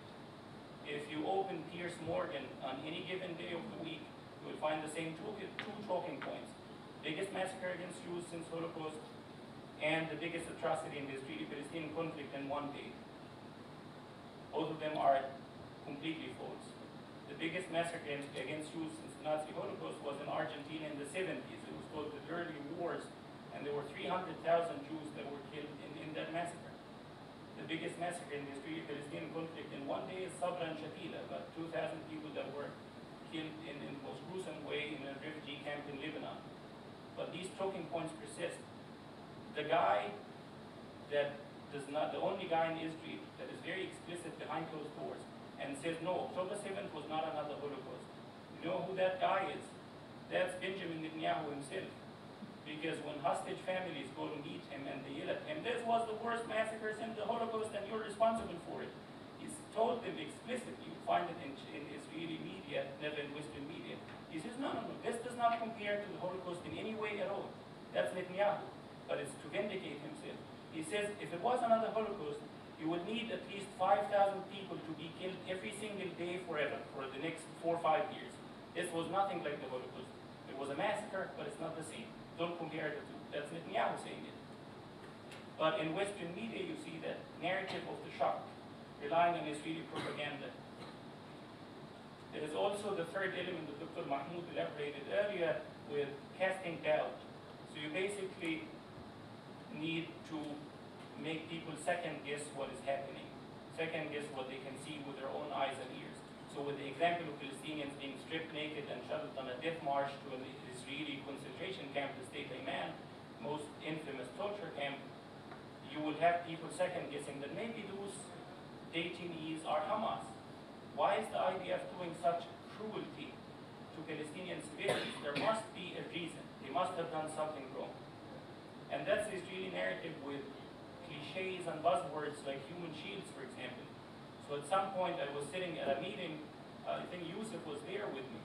I was sitting in a meeting in a European Parliament, and the guy was sitting next to me. He was a director in the NATO. He was an American general. He said that he appears regularly on a channel called Al Mayadeen in Lebanon, and they refer to him as the white bald devil. He doesn't have any hair, and he speaks like a devil. So basically, as soon as he opened his mouth, he was like, yeah, human shields, human shields, human shields, human shields. And then I said, nah, with all due respect, this is garbage. I lived in Gaza my entire life. I read human rights reports meticulously. And in all my life in Gaza, I've never seen a single incident where Hamas would force people or redirect the movement of people to render immune certain military targets and prevent their bombing. You have Amnesty International, Human Rights Watch, Israel's own ambulance service, it's called the Magan Adom, and journalists from the BBC like Jeremy Bowen, of course, it's always one guy here and one there, it's never the actual BBC in its entirety. And you have the Independent, the British newspaper. All of them, they had reportings on previous wars in Gaza in which they said there is no evidence, zero evidence of Hamas using Palestinians as human shields.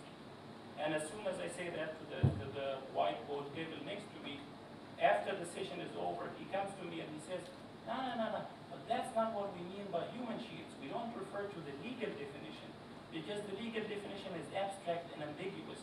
What we mean is a political definition, which is another word for saying I'm bullshitting. We say, okay, what is the political definition?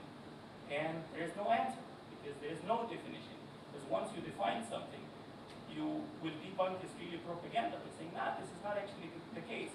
Now with human shielding, in this war in Gaza, Israel invented a new level of human shielding. Basically on, for example, let's say Khan Yunis, the IDF would drop leaflets on top of the whole city, telling people evacuate, run to the Mawasi area, a very, very tiny area at the beach. And as soon as they drop this leaflet on people, they consider the entirety of Khan Yunis a legitimate target, and every single person that's left there as a human shield. Because if they didn't leave, then either they are protecting Hamas assets, or Hamas is forcing them to stay there. Therefore, in the eyes of the IDF, it becomes legitimate to bomb the shit out of Khan Yunis, all of it, because Khan Yunis is basically one big human shield. There is the last element, the most important of this propaganda, is basically to tire people out, to present the topic as complicated, although it's the most uncomplicated conflict in the entire world. It's a topic of an apartheid regime that wants the maximum amount of land with the least amount of Palestinians. End of the story. But there's the Israeli strategy also carried out by Western governments and media to tire you out, to say that this conflict is too complex to even bother with investing any thought or energy in it. Don't bother, it's too complicated. And that is the one that works the most on Western audiences. And I heard it from a lot of people, whether people on the street or even public officials. Like at some point I met a top EU leader, one of the very top guys. And he says, as soon as I got into office, my advisors and directors, they told me, don't bother with this Israeli-Palestinian topic. It's too complicated. You're going to burn a lot of political capital. You will burn a lot of energy. You will not get far. You will not achieve a lot. Just leave it. Things there are okay. They can live with it. Let's focus on more important issues. And he said, yeah, I decided to play along. I was convinced it is too much to put any energy into. And that is basically the very core of Israeli propaganda, is not to convince you what Israel's case is. It's not to make you sympathize with Israel, but it's basically to exhaust you with mental gymnastics that will push you to say, nah, this topic is too much, let's move on. And you see this fatigue in Western capitals very vividly, of people saying, those people, they've been killing each other for as long as I've existed. This conflict is older than me. Why should I bother anymore? They can carry on with this. This is a clash of civilizations. It's too much. I shouldn't invest much energy into that. And that's the sentiment that is the most dangerous and the sentiment that is the most deliberate with Israel. Now, if you try to follow the Israeli discourse in English, the propaganda discourse to Western audiences, you will find Israelis saying, they don't try to push back and say, this is a lie, because there's video footage of it. They will say, no, this is too simplistic. This is simplifying the conflict. This is a very complicated topic. It's not as simple as that. And that complicated aspect, there's another dimension to it, of all these four pillars of Israeli propaganda: the shock, the doubt, the complication, and the excuses. All of them lead to an atmosphere of fear in Western countries. And I've seen that fear not just with people, I've seen it with government officials and government leaders, the people that are literally in charge of our lives. Did any of you ever watch the movie Don't Look Up? The one with Leonardo DiCaprio. It's basically a movie that shows you that governments are just purely idiotic, incompetent, and fucked up. Sorry for my French again. You go to a meeting with the most sophisticated Central European governments like Britain or Germany, and you expect that that country has the greatest amount of GDP in the world after the US and China and whatever, and they have a very sophisticated intelligence community, very sophisticated government machinery. And you sit in the room and you get the question of saying, why do Palestinians support October 7th? The guy always asking the question has to be leaning this way and being very confident. So tell me, why do Palestinians support October 7th? Is it because Palestinians are ISIS and Muslim Brotherhood? And basically that was a question I got from the British Foreign Ministry. I was like, maybe because they're Palestinian. And you meet a huge level of incompetence and idiocy that is unimaginable. But basically underneath that idiocy is basically fear. They are deliberately ignorant. So I went to Germany at January this year for meetings with the foreign ministry and different political parties and think tanks. And I met three kinds of people. The first one was the ignorant. People who don't know, and at the same time, they don't want to know. That's the important thing. They don't want to know. They want to stay in the dark. So basically, a guy comes up to me and he says, yeah, you know what? I think the only reason Israel maintains an occupation is security. And I say, I know 500,000 Israeli settlers would disagree with you. And you couldn't convince him of that point. We sit down for lunch and I talk with other people and we try to explain the whole conflict to him. And then I ask, okay, so what do you do for a living? And he says, I'm in charge of the Palestine desk at the foreign ministry. That's brilliant. Yeah, so that's the first kind, people who don't know and don't want to know. The second kind is people that are silenced. That's the remarkable thing is that I go to these meetings with a huge amount of preparation to debunk Israeli talking points. To be a Palestinian in Europe, you need to have a photographic memory and encyclopedic mind.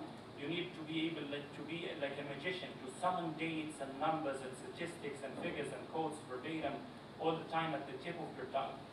And I go to these meetings with that mentality that I'm gonna go there and convince a brainwashed lunatic that what Israel is telling you is false. And the second kind of people I need is people who know that it's false. And they know everything that's happening. So I went for a meeting with a guy at the German Foreign Ministry. He was one of the top officials there. These meetings are Chatham House rules squad. Usually I'm not allowed to say who, but basically, it's basically one of the top 3. And we sit down in his office, very genuine guy, very decent. You are 6 people. We take turns. Each one of us will give a presentation. As I said, topic you spend years on, you have 2 minutes. And you present it, then the next person, and he's supposed to jump in at the very end of it and give his feedback. So I was the second to speak. And after I finished, he stops the third person. He says, no, sorry that I interrupted. I just need to tell something to Muhammad. And he comes close and looks into my eyes and says, Muhammad, I want you to know that when I learned that Israel bombed your home in Gaza, that's when the war became personal to me. I'm still shocked by that statement, because I've only met that guy once in my life at a conference where I said something that he liked by divine intervention. So why would I be the person that mattered most to him, that as soon as he heard that Israel inflicted pain on me, the war became personal to him? I was very struck by this. And then the meeting continues, and he says, I agree with everything that was said in the room. There's very, very little that I disagree with.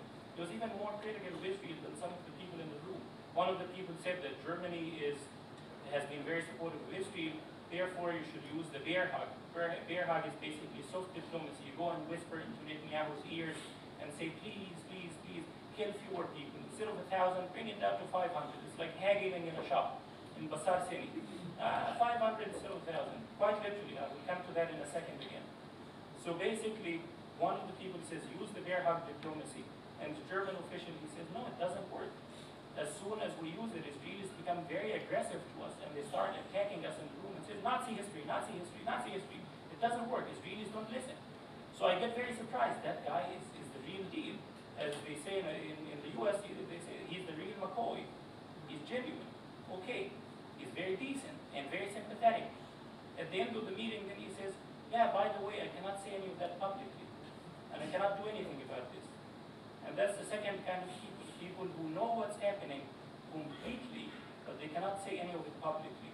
I've seen it also with, for example, I was in Geneva with the Swiss diplomat, and that Swiss diplomat is in charge of the Middle East region. It's their job. And basically, they say to me at the dinner table, again, the Forrest Gump syndrome. I'm not sure why all people, they seated me next to her. Maybe they wanted me to annoy the shit out of her. But they basically, I tried to discuss what's happening, and she's very frustrated at Israel. Now I repeated the gender, that's going to make it easier to identify. But basically, she says that, yeah, you know what, our statements are coming from Israel itself. I'm very upset. I tell our core staff, we have our own embassy. We have our own desk office on Israel-Palestine. Why don't we formulate our own talking points? Why do our talking points have to come from Israel? So she's critical as well. I get very impressed. You're the real deal. And then she says, no, wait a second. Don't get too excited. If I say any of this publicly, she literally says this quote verbatim. She says, if I say any of this publicly, are those pro-Israeli billionaires and millionaires in Switzerland, with a lot of money, if I say any of that publicly, they will go after me. They will give a little bit of money to some media channels and to some NGOs, and they will push members of the parliament to summon me for interrogations. And I will not only lose my current job, I will literally, she said, I will literally never get a job, not even at the post office, not even at a supermarket. So there is this atmosphere of fear. And then, so the second people is the people that are silenced. The first people are the people that are dumb and ignorant, and they enjoy being ignorant. And the third people, there's no other way to put it, but people that are evil as hell. People who know what's happening. They know it in vivid detail. And then I would respect if they stay silent because I understand the pressure. But no. They go out of their way to lie and make up things that Israel itself did not make. So for example, I'm gonna ruin a lot of relationships and burn a lot of bridges. I don't think I'm gonna be invited to any of these meetings again. But I'll give an example. The German foreign minister, Annalena Baerbock, one of the, very easily, one of the worst people I could imagine. She's from the Green Party, so left-wing. But in Germany, Green and left-wing, it means vegetarian vampires. So at some point she was giving a lecture, and one of the questions she get was about Palestinians being murdered on an industrial scale, being raped every day, being humiliated. And she says, how dare you? Didn't you see the video footage of Hamas militants gang raping Israeli women? They shot it on camera. There's a video of it. And Israel itself says there's no video. They say there are only victim testimonies. And she knows there's no video. And she's surrounded by a circle of very, very knowledgeable advisors. I know some of them. They inform her constantly on what's happening. So why would she go out of her way to make up shit that even Israel itself doesn't make up? Another example.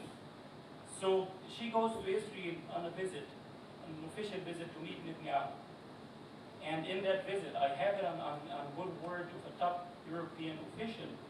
He told me every single time she goes to Israel, she goes to Netanyahu, Yoav Gallant, the defense minister, the former one, and Benny Gantz, the war minister at the time.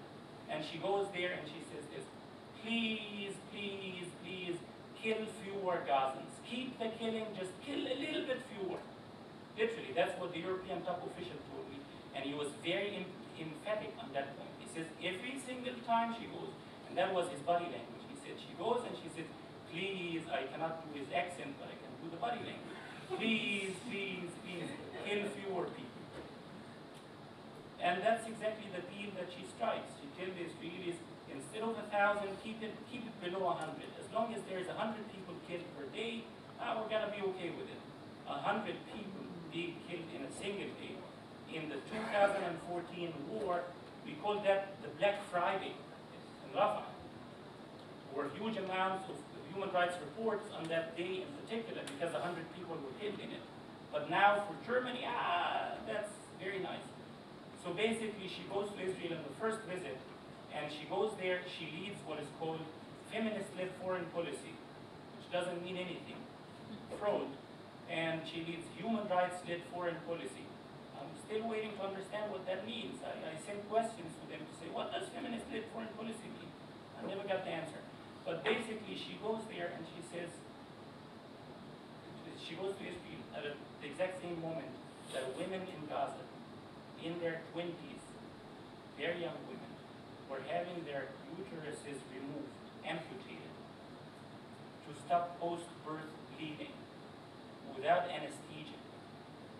So they have to open her stomach up and cut off her womb so she can never get pregnant again because they don't have any medication to stop the bleeding. It's pure torture. She leads a feminist-led foreign policy at the exact same time that this is happening. And she goes to Israel, and I sent to her advisor, I contacted him, I was informing him on what's happening. And she goes to Israel at that exact same point. Again, feminist-led foreign policy, women in their 20s having their uteruses removed without anesthesia to stop post-birth bleeding. So what do you think she wrote on Twitter after that? Try to take a guess. Deep breath. Basically, she writes this. She says, I genuinely believe, not even I genuinely believe, I'm paraphrasing, but that was the essence of it. She says, I genuinely believe Israel deeply cares about the civilian population in Gaza. This is what distinguishes the humanity of the Israelis from the monsters they are fighting against. Literally. And that's the third kind of people that are just psychopathic, outright sociopath. They know exactly what's happening, but they go out of their way to make up lies that Israel itself doesn't bother to make up. And at some point I went to meet, and that's the last point I will conclude with, I was in a meeting with a top European official, and in the preparation for that meeting, I spent days calling virtually anyone that his name crossed my mind, or her name. I was calling a lot of experts, and I was saying, okay, I'm going to meet this guy. Maybe if I convince him of our case, maybe something can change. Maybe he can do things differently. I called Israeli members of the Knesset, Arab Israeli members of the Knesset, people in the Palestinian Authority, people in Gaza, people around Europe, people in the US. I tried to connect with as many people as I could to prepare and prepare and prepare and prepare for what can I tell that guy in the 2 minutes he would give me. And in that meeting, they gave me also half an hour because I think the guy forgot his stopwatch. He just says, go ahead. And it was a lunch arrangement, so I have him in a very good mood. He's just enjoying potato salad and salmon and fish, having a good time. I have his ear. And he starts talking first. And I get very shocked because the first thing he starts with, he says, this is Chatham House rules, right? I say, yes. So none of this will get out. Okay? Yes, this stays in the room. And he says, we are completely irrelevant. And then he takes his iPad out and he circles it around the table. And he says, look at this. And people are looking. It's people from foreign ministries, different foreign ministries, and from the office of the prime ministers. And it's satellite imagery that the EU is collecting on Gaza. Satellite images, neighborhood by neighborhood, block by block, street by street. And none of it is there anymore. When it's my turn to look at the iPad, I try genuinely. I try to check maybe my neighborhood is amongst them. And I try to zoom in and zoom in and zoom in. And there's nothing identifiable. Complete problem. Basically wiped out. And that's exactly what he says. He says what Israel is trying to do in Gaza is to wipe it out completely, to make sure that if the war stops today, there's no possibility for organized human life in Gaza anymore. And he says Israel is trying to push people out. As soon as the war ends, they want everyone to leave. And then he goes on to say, we Europeans, 80% of European governments are completely complicit in this. 80% of European governments, they want Israel to do whatever they want. They will keep saying publicly, we support a ceasefire, we support a ceasefire. They will not do anything about it. It's only 20%. So that's basically Ireland, Belgium, and Spain. Maybe Slovenia. Not so sure. You have to check. It depends on the day and the weather. If it's too much winter and snow, they get depressed. But basically, he says 80% are complicit, and they want to stay complicit, and they're not going to do anything differently. And they are giving Israel a blank check. And he says, Europeans are hypocrites. When we want to impose sanctions on Israeli settlers, we wanted to impose sanctions on 12 settlers, 1, 2, only 12. And the negotiations, they kept lowering the numbers down and lowering it down until it went down to 3. And then European governments, they said, no. If you impose sanctions on Israeli settlers, you might insinuate falsely that Israel is not the victim and Israel is the aggressor. Therefore, you need to also impose sanctions on Hamas. But the EU already sanctioned Hamas. There's nobody left that they didn't sanction. So they start scraping in the bottom of the barrel and looking up who's left that we can sanction. And then he tells us that in the negotiations, European governments, they insisted, first you sanction Hamas, and you sanction 3 times as Hamas leaders as settlers. So if you sanction one settler, there should be 3 Hamas leaders, because there's no equivalence between those Palestinian savages and Israeli enlightened children of the light. And they say you need to sanction Hamas on a separate day and settlers many days after, so that there is no mere doubt of equivalence between the two. And then he says that when we publish any statement, European governments are always very careful. We always say Gazans are starving. We never say Israel is starving Gazans. And he says this is very deliberate, because if we say Israel is starving Gazans, or Gazans are being starved, it carries a legal responsibility on these European governments to act, to do something differently. So he says, no. We enjoy, he's not one of them, or he's trying to present himself as different, but he says, European governments insist on this passive voice. Gazans are starving, Gazans are dying, so that they don't have to do anything about it. And the conversation goes on and on and on like that. And I get very shocked because I had prepared for weeks and weeks and weeks. Now it's my turn to speak. What can I say to the guy? He said it all. He's like the most pro-Palestinian person I can imagine in Europe, the greatest ally you can have. So I asked him, okay, what can you do differently? And he says, no, we cannot do anything. We are completely irrelevant, remember? So we can only do humanitarian. We can send aid. And he says, we Europeans, we are very kind. We will give Palestinians, we will give Israel the bombs in the morning, and then in the evening we give Palestinian bandages and plasters for the bombs we gave Israel. So he's very critical himself. Okay, so I say, okay. So my reaction, I told him, you're proving Hamas right. I, as a person from Gaza, my entire life I've been very critical of Hamas. I come from a family that is ideologically independent and never affiliated with Hamas or any other political party. But in that room, you're convincing me that Hamas is right. And he says, how? I said, basically, you said there is no other thing that Palestinians can do. Because that's literally Hamas's message, is saying, we tried nonviolence, the Great March will return. Israel, they took pot shots, they wounded 43,000 people. Every week, 100,000 would go to the border bare-chested and just stand there and get shot. We tried diplomacy. Israel calls us diplomatic terrorists. Terrorists ensued. We try sanctions. It's economic terrorism. Hunger strikes. That's terrorism in prison. Building construction in Area C. That's construction terrorism. So I asked him, okay, if you were a Palestinian, I want your years of wisdom. You're a very smart guy. You're very genuine. If you were a Palestinian, what would you do? What should we do as Palestinians? And this is off the record. I'm not going to go out of the room and say, this guy told me this. What should Palestinians do? The first 2 times he doesn't answer. He skips the question.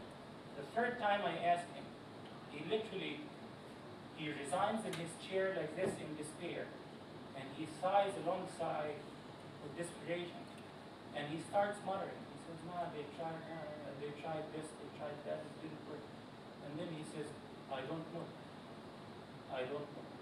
There's nothing Palestinians can do that I can think of. I don't know. And it was almost subconscious. He just kept repeating, I don't know, I don't know, I don't know. So that was it. So okay, if there's nothing else that we can do, we're basically pushing Hamas's message. Because Hamas's message is basically saying, we're going to die anyways. Our life is a living hell. So why not just die fighting? And as long as we don't offer any other message instead of this one, this is the only thing Palestinians will keep trying. Because you are saying there's nothing else that we can do. After this discussion, I get very excited. And I expect him to go out. I tell him a lot of personal stories from Gaza. People in the room had, because I described it a little less superficial than usual. I just said I had a friend who died, and then people had tears in their eyes. And then I stopped. I was, I don't want to traumatize the Europeans. But I expected him to go and do things differently. I told him, well, basically, if you are sending humanitarian aid to Gaza, send bulldozers in to remove the rubble. Because there are 10,000 people stuck under the rubble of their homes. In Gaza, there is a very, very thick stench of death everywhere, decomposing bodies. Basically, I know people, for example, a very old woman who put up a tent on top of her destroyed home. And she would go out every morning and call after her kids in the morning, Nabil, Usama, and she would call non-stop, hoping to get a sign of life for months. There's nothing that she can do to get even their bodies out. So I say, send bulldozers in. And he says, no, we cannot. I say, go and visit Gaza. He says, Israel will not allow me in. So I say, okay, speak up. When you are in front of the media, your statements matter a lot. They resonate with people in Gaza. They give them a little bit of hope. If we know that our loved ones in Gaza are going to die anyways, let them die with a measure of hope. Speak up. And he says, yeah, I will try. And I meet him again in the same month, at the end of it. And we repeat the same private discussion, but this time, that's the last sentence, there's a twist to it. After our discussion, he's supposed to go in a room with a lot of media cameras and brief them about what our meeting was about. We were a meeting of, I think, 24 people from civil society and politics and whatever. And he's very convinced of everything that was said. So he goes to that room. Right before he left, he went on a rant for 5 minutes, berating and blaming Israel non-stop. Then he goes into the room, back arched, stands up, and he says, we support the Palestinians' right to self-determination, and we support negotiations between Israelis and Palestinians for peace, and we support a ceasefire. So all of it is in abstract. None of the things that he said in the room. And that's the whole role of Israeli propaganda, is basically to frighten those people so that everything they know, they don't dare to say publicly because of the machinery that will try to put them out of jobs so that they can never even find a job at a supermarket. Thank you so much.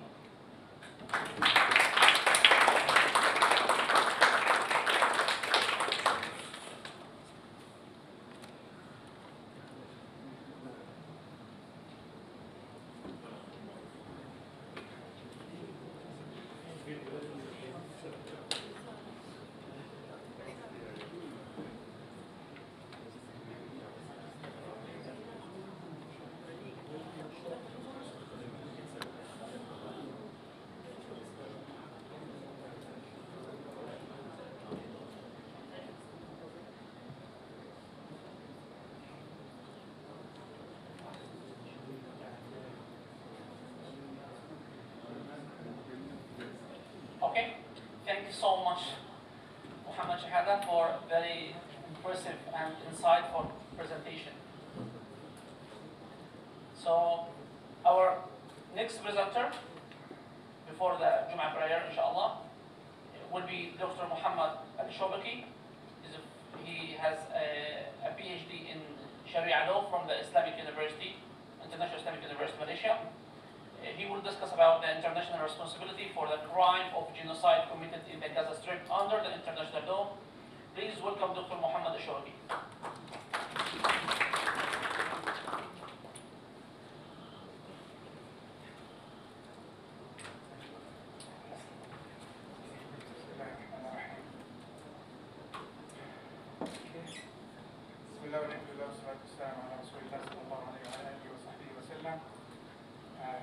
This is rush time. Everyone wants to go to eat something for Salah and also to pray Salah Jumu'ah. I try to be fast. However, the topic is not complicated but quite large topic. We are talking about legal aspects. It's a long issue to discuss. We have many instruments, many conventions, many statutes from international law. However, Israeli didn't follow anyone. And is still continuing and ongoing crimes, atrocities in Gaza. So I will try to be fast, inshallah. Can I use that? This one, huh? Okay, so my paper mainly aim to investigate whether Israeli occupation and crime, especially atrocities and crime since October 7, meet the criteria of genocide. So I will discuss that. I discussed the genocide from legal perspective. The second one, I wanted to distinguish between two different responsibilities. We have state responsibility under ICJ, International Court of Justice, in which South Africa filed lawsuit to ICJ. And we have another side, or another responsibility, we call it individual criminal responsibility by ICC, which is International Criminal Court. So my paper mainly focuses on three issues: whether Israeli committed or the description of the crimes considered genocide, and then I differentiate between the two different aspects of responsibility. So these outlines, we have to know the concept of genocide. What are the elements that constitute genocide according to international law, and the Israeli crimes in Gaza Strip. After that, discuss two different responsibilities. The first one is state responsibility according to according to Genocide Convention 1948, and then at the end, responsibility for individual according to Rome Statute of ICC 1998. for the concept of genocide. Genocide, this term coined in 1944 by Raphael Lemkin. He wanted to explain the massacres against Jews, by the way. And then they created the word of genocide. However, Israeli right now committing all the genocide crime in Gaza. The term genocide means genome. This comes from Greek, means genos, means race or tribe, and the Latin word side means killing. Okay, so together come to be the killing of group or the race or tribe. So according to international law, they call genocide crime of crimes because this is the most dangerous and serious crime under international law. The genocide, old as history, but the law considered young because we started to have the law to punish on the genocide on 1948 by Genocide Convention, and also after that continued by Rome Statute 1990. For the exact concept of genocide, because usually politically we use this term, but legally we have specific acts. We call it prohibited acts according to Genocide Convention and also ICC. This is the definition. Any of the following act committed with intention. This one we call it specific or special intention. To destroy in whole or in part national, ethical, racial or religious group. So to have genocide is different from war crimes. War crimes, killing anyone, constitute war crime. But in order to mention the word of genocide legally, we should or we must have the specific intention, destruction of the group in part or in whole. Okay, with these five only acts. The first one, killing member of group. The second one, causing serious bodily or mental harm to member of the group. Number three, deliberately inflicting on the group condition of life, calculated to bring about its physical destruction in whole or in part. And after that, imposing measures to prevent birth within the group and forcibly transferring children of the group to another group. So if we look at all these elements, okay, I will try to be faster. So we have violation according to this article. We have three elements. The first one, the prohibited acts, which is 5, as I did mention just now. The second part or the second element, this offense must be directed to against protected people, protected group, nationally, ethically or religiously. Number 3, the specific intention, or we call it genocidal intent. Okay, so we have to test. I test this in my paper. Later, inshallah, you can see the paper in the journal after they publish it. Okay, in terms of the prohibited acts, killing member of the group, until yesterday, Israeli killed more than 44,000 of Palestinians. Okay, and wounded more than 100,000, more than 10,000 under the rubble. So we have very clear killing of the group and with intention to destroy. How to know that? From the statements of Israeli, as I will show you after this. Number 2, causing serious bodily or mental harm to member of the group. Israeli committed many types of crime causing serious bodily and mental harm. I didn't choose this is roughly, but this is mentioned in ICC and Genocide Convention Acts to explain how any party or any member of the states or any country can cause serious bodily or mental harm to protected people. The first one is starvation. I will mention some facts straight away, as many statements from Israeli saying that there is no electricity, no food, no water, nothing for the Palestinians. And this quite recently, on 17 October 2024, UN-backed food security assist revealed that more than 1.8 million Palestinians in Gaza are experiencing extremely critical level of hunger. And this is very clear, starvation. And Israel used the starvation as a means of war and a means of genocide. Number 3, persecution is very general. According to ICC statute, persecution means intentionally and severe deprivation of fundamental rights contrary to international law. Very clear, Israeli deprived the Palestinians from the right to life by killing them, by right to housing, by destruction of their houses, by right also preventing them from right to healthcare by bombing the hospitals and clinics, And also even the tents, when they move from their house, disable them from the houses, they move to tents. It's not even protecting them from the winter and the cool. However, Israeli burning and also bomb the tents. In addition to besiege Gaza and disable them from the houses and treating them as a human animal, as mentioned by Yoav Galan at the beginning of the war. Number 3, deportation of the Palestinians, disable them from houses.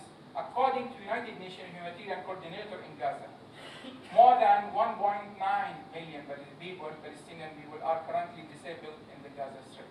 So mostly more than 90% of the Palestinians. Detention of the Palestinians, more than 5,000 Palestinians under the Israeli arrested them. Thousands of them in forced disappearance for them, means Israeli take them without knowing their fate, and also their families do not know whether they're still alive or whether they are in the prison. This more than 5,000, that means we do not have specific statistics for that. Okay, maybe reach to more than 10,000. We do not. Torture of the Gazan, they use many ways to torture the Palestinians, especially when they jail them, arrest them, including violent shaking, beating them, and also the shackles. Many Palestinians, many hands of the Palestinians were cut off because of the shackles. Okay, this is not according to my statements. This even Israeli journal mentioned that, and Israeli doctor mentioned that. Repeatedly stripping them, electrocution means using, torture them by electricity, systematic starvation, preventing them from food, from sleeping, from medical care, unleashing the dogs against them, and other many ways. Torturing them even reached to the point of killing, according to Israeli journals, and also some ministers like Minister of Detainees and ex-detainees affairs in Gaza. They said at least, we do not know the specific number, 54 Palestinians were killed during this time in the prison. Sexual violence and rape. Independent International Commission recently in the report, September 2024, they did mention clearly that at least 20 cases of sexual and gender-based violence against male and female detainees in 10 military Israeli prisons, including the most recent case, which is went viral when a group of Israeli in Sidi Taiman prison took one Palestinian, and then they cover themselves using the armaments, and then they raped him. And this is viral. If you go online, you can see this video, very horrible video. So the sexual violence used also for punishment, and they did mention independent international commission. By the way, this commission established by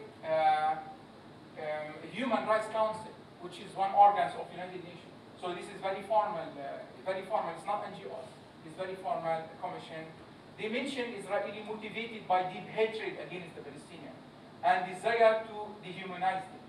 It's very clear when they did mention at the beginning of the war, we are not fighting human, we are fighting human animals. From very beginning, they dehumanized the Palestinians from the humanity.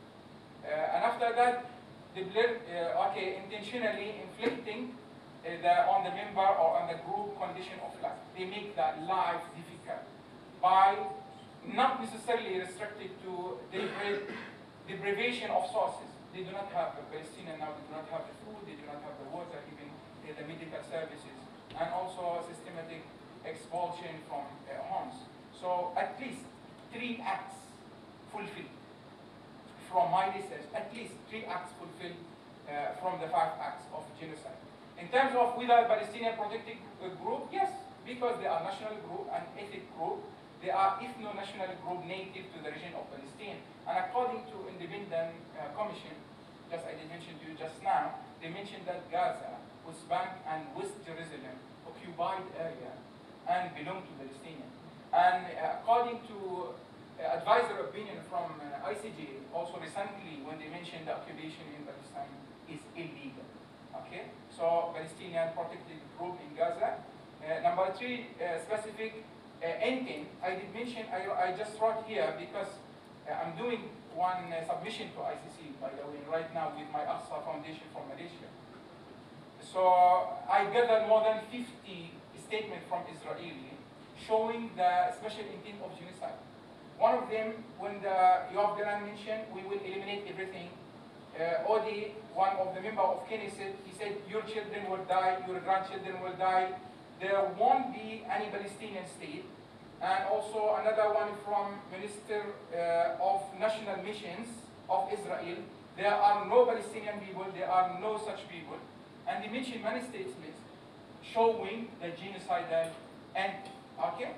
So from this, it's very clear that Israeli committing genocide in Gaza. A few days ago, South Africa submitted around 500 pages to ICG to explain the genocide in Gaza. And this will take time because Israeli will respond in July 2025. That means our journey with ICG is very long. Okay? So we are talking just, we have now, after we explain the elements of genocide and the applicability of the elements in crimes committed in Gaza, I want just differentiate between the two different responsibilities. The first one, we have state responsibility according to Genocide Convention 1948.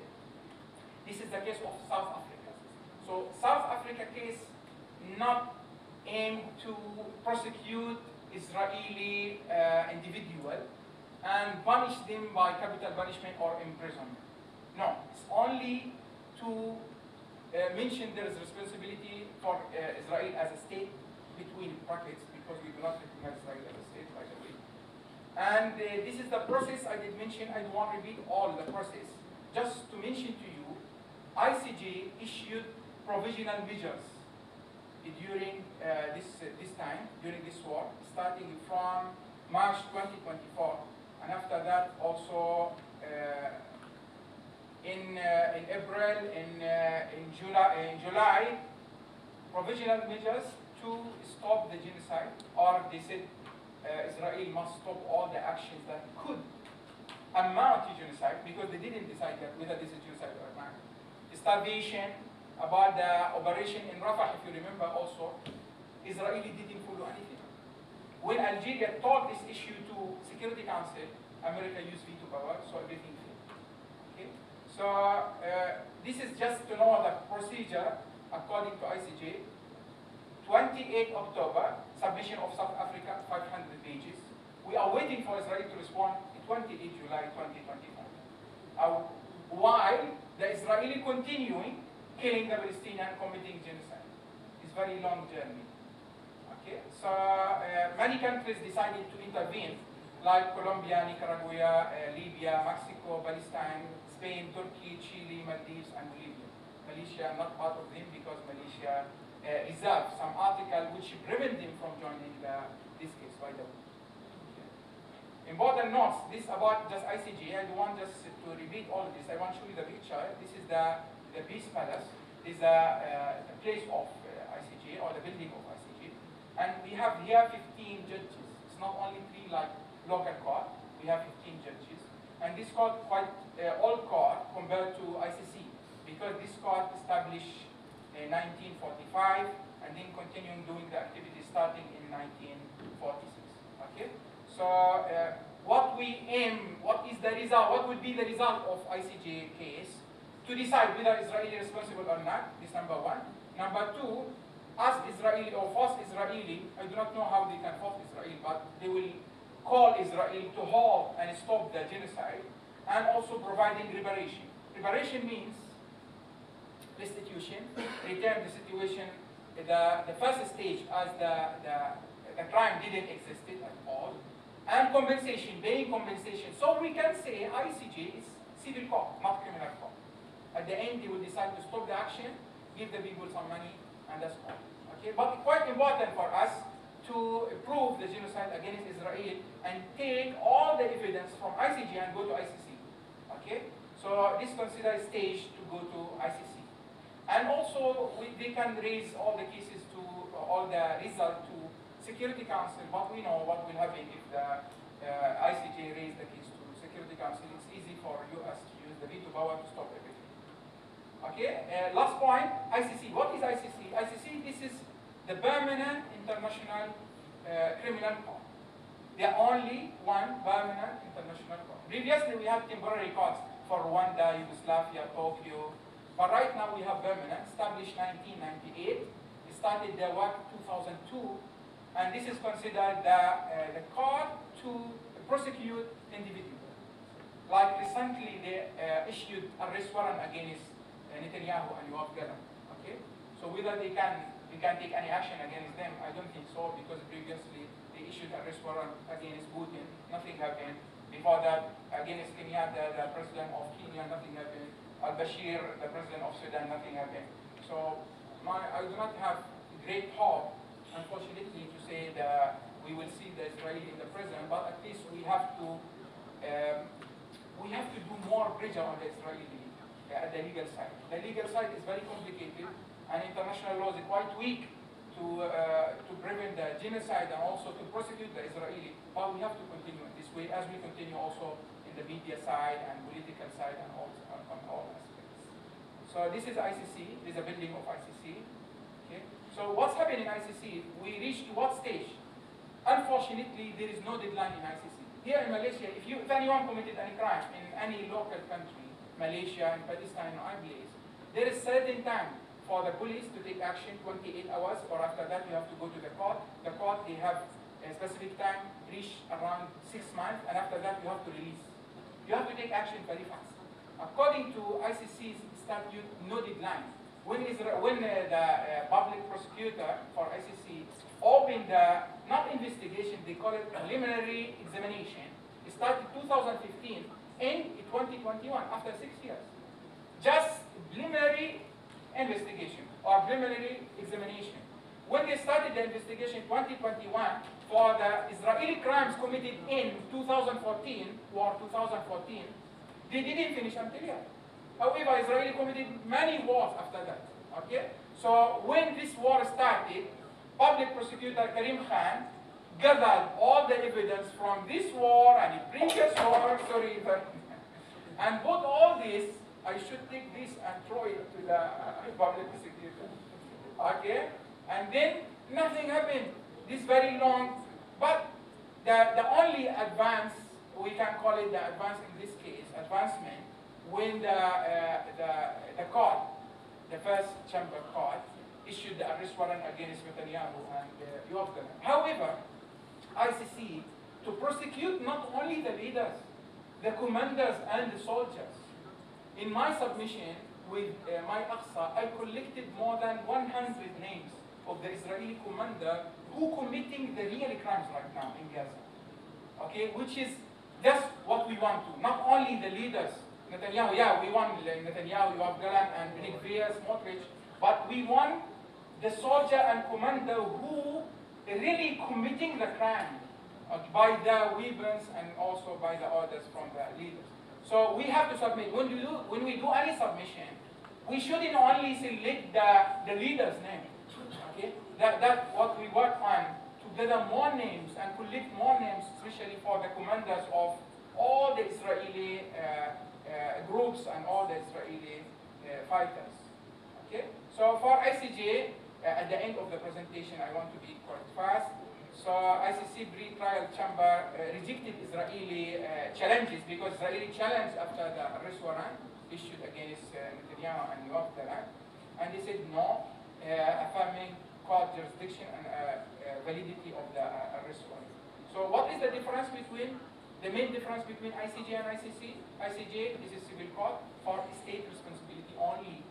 Why? ICC, this is a criminal case for the individual. So they are not mentioning states, but they will mention names of the perpetrator of crime. So if you ask me question, is International Criminal Court effective, or is ICJ, International Court of Justice procedure effective? Unfortunately, we have many weaknesses. However, we have to continue in this way, but we have many weaknesses, because the result of ICJ will go to the Security Council for enforcement. And it's easy, you can always, you see the picture of the representative of US raising the hand, means object, veto power, stop everything. And then if they raise the case, ICJ, to ICC, ICC will take very long time, maybe 9 years, maybe 10 years, and Israel continuing committing the crime. And at the end, because Israel decided not to cooperate with the court, not to give any evidence, even not to allow them to visit Israel or to visit occupied Palestine, which is West Bank and Jerusalem. So how can the ICC take action against the Israeli? If they, there is no here, according to ICC, there is no way to prosecute the individual if they are not existed in the court. So means we have to arrest Netanyahu to start the jurisdiction. Otherwise, we are just giving talks, giving decisions without any enforcement.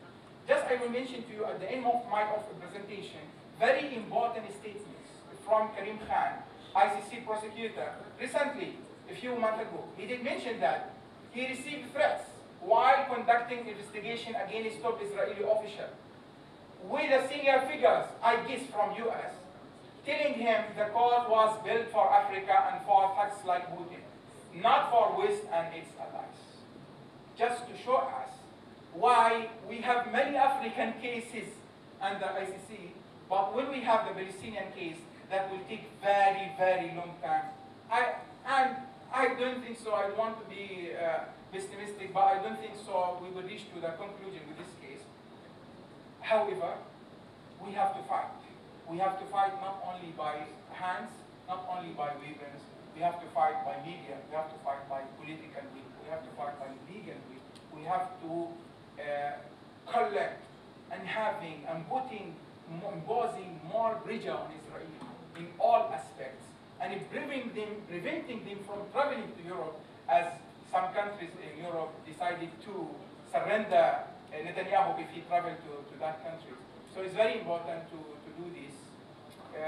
Legal way is complicated, and international law in terms of not wholly, in terms of diplomatic relations and other things, commercial issues is quite beneficial, but in terms of maintaining peace and security, it's still very good. Thank you very much for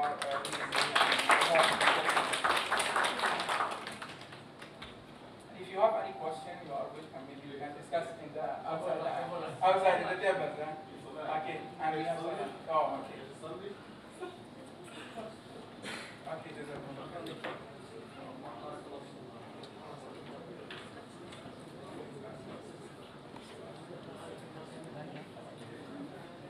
Thank you so much, Dr. Muhammad Shobaki, for your enlightening talk. So we will now break for the lunch and Friday prayers. Please return back by 2:30 p.m. inshallah, as we will continue with our afternoon session.